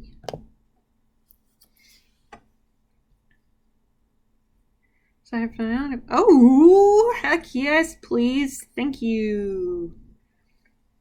I hate her outfit a little bit less now that I can see the rest of it, but when it was just a cloak and the really high boots, it kind of had certain vibes that I thought was, I don't know, not the best. But see, they post art sometimes. Like, they retweet people's art sometimes. And, like, how do I get myself on the official Ruby Twitter? How do I do it? How cool do I have to be? I don't know if I can be this cool. This is pretty sick. Like, dang. Holy mother of crap. Look at her outfit. The hair, the feathers, and the... That's freaking bananas. And the detail. Oh. These people. Click. Anyway. If I just click GIF, is it going to take me to like a GIF search? Yeah. I don't want that.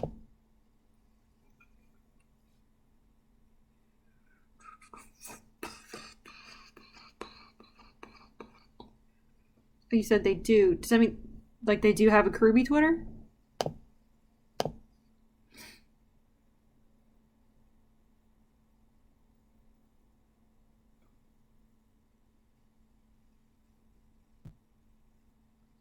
Check.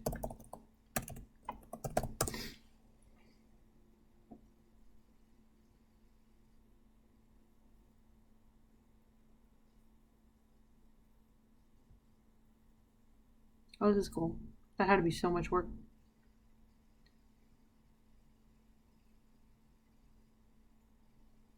My boy's not in it, but I still like it. Single perfect here.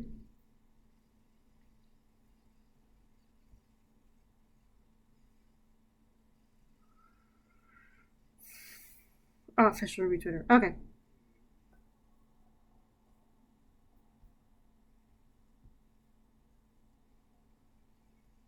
I think I'll still tag it as Ruby.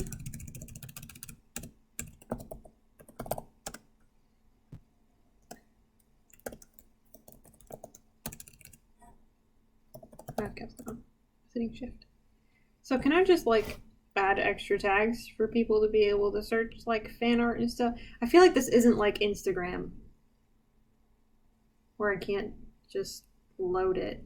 I'm still learning Instagram. I like Tumblr's system. I like it a lot. That's why I'm still there.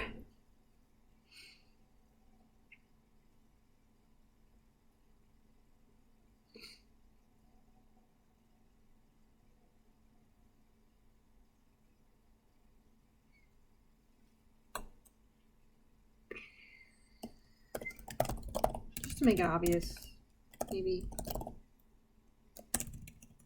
Is there like a tag for Neo Ruby Neo? Apologies.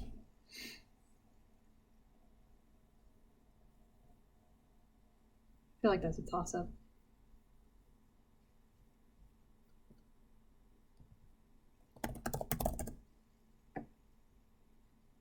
Tumblr's formatting is why I'm still around.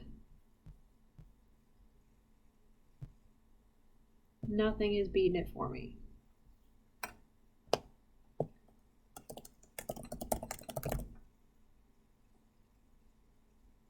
Really? Nothing for...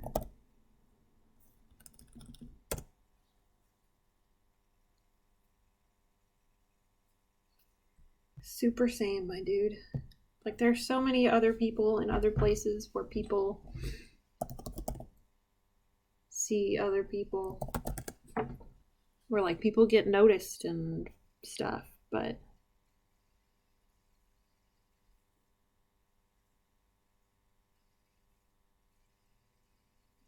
I don't know if I want to click that. It says 18. No, I'm not gonna click it. I guess you can just search things by name and find it. Look, it's What is happening here? Is this a link to my Tumblr post of the art that I posted on Twitter?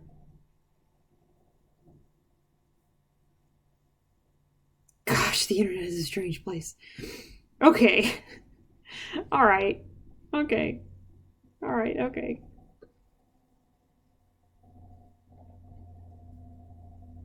This is why I need the branding. I should change my handle. I'm procrastinating. Okay. I don't really need to, like, hashtag everything.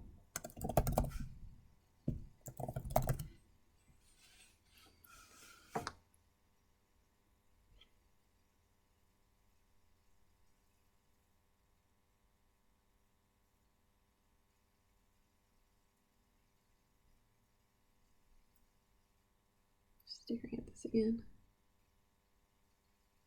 Actually, I'm liking that flip more and more. Neo doesn't get rights, I guess.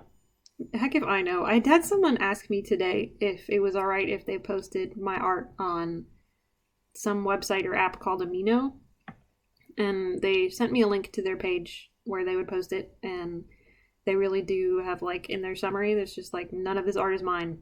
And then they credit back to each of the artists that whose stuff they post, and they always ask beforehand. And, like, I'm never going to go on that website. And if they're going to link back to me, then heck yeah. Do my marketing. I'm really proud of that twist that I have Neo do, partially just because I really managed to kind of keep her foot in place. Also, I've given her abs of titanium. Okay, let's do it, Sentry. Woo! We've done it, lads.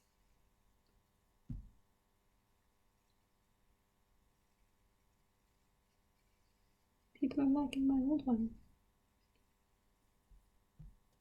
What does it even look like to look at my Twitter?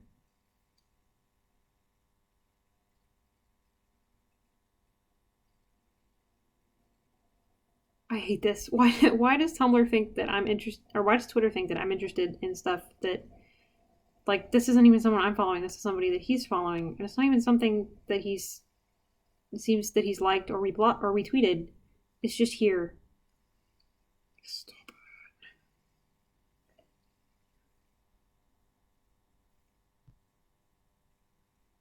Is this about to scare me? Through the days, am I right?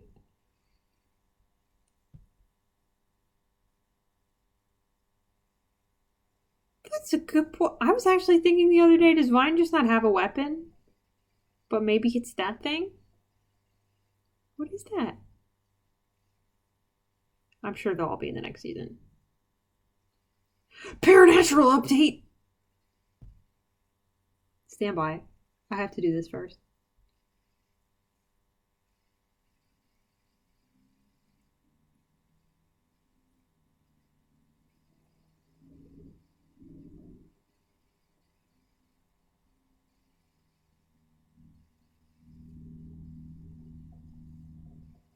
Is that Isabel's dad?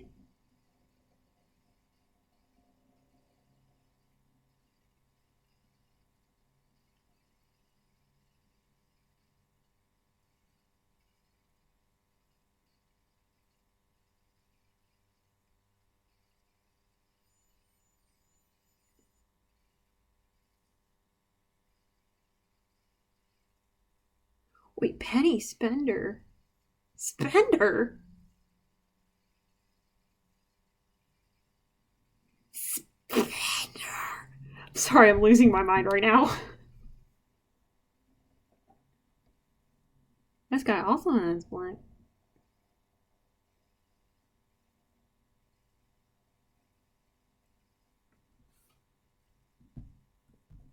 I'm so glad he's been putting links to all these things. Oh, that's her dad? Oh. She was the waitress, right? And so she lifted it off. Oh.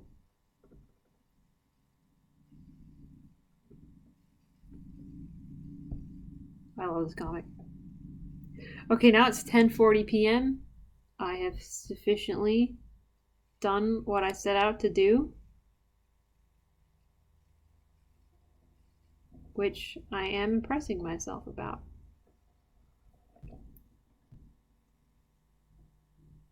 Oh, I can't believe my banner is still vibe. Oh gosh. I should change that. It's not bad. I like it still. I like it a lot still. But it's not me anymore. I don't know what I'd put for a banner. I would also already die for Spender's sister. Let's use this. I haven't actually posted this one on Twitter. Oh gosh, this height difference is gonna murder me. No! No! I can't use it. Oh, that pains me. Okay.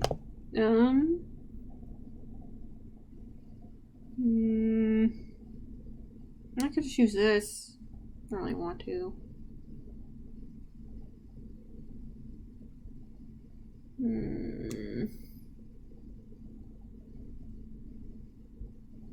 This one holds up.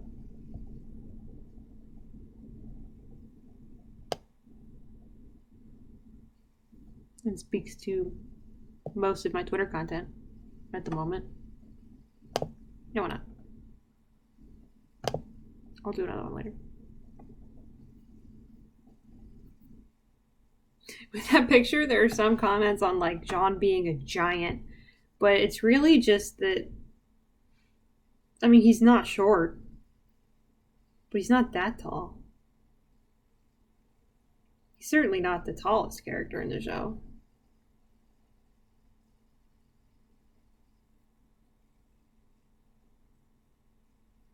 I'm not constantly refreshing for attention. I should go to bed. Thank you again for hanging out with me tonight. It was a lot of fun. I didn't know if anyone would talk or show up or stuff. Who was this? I'll validate you, friend.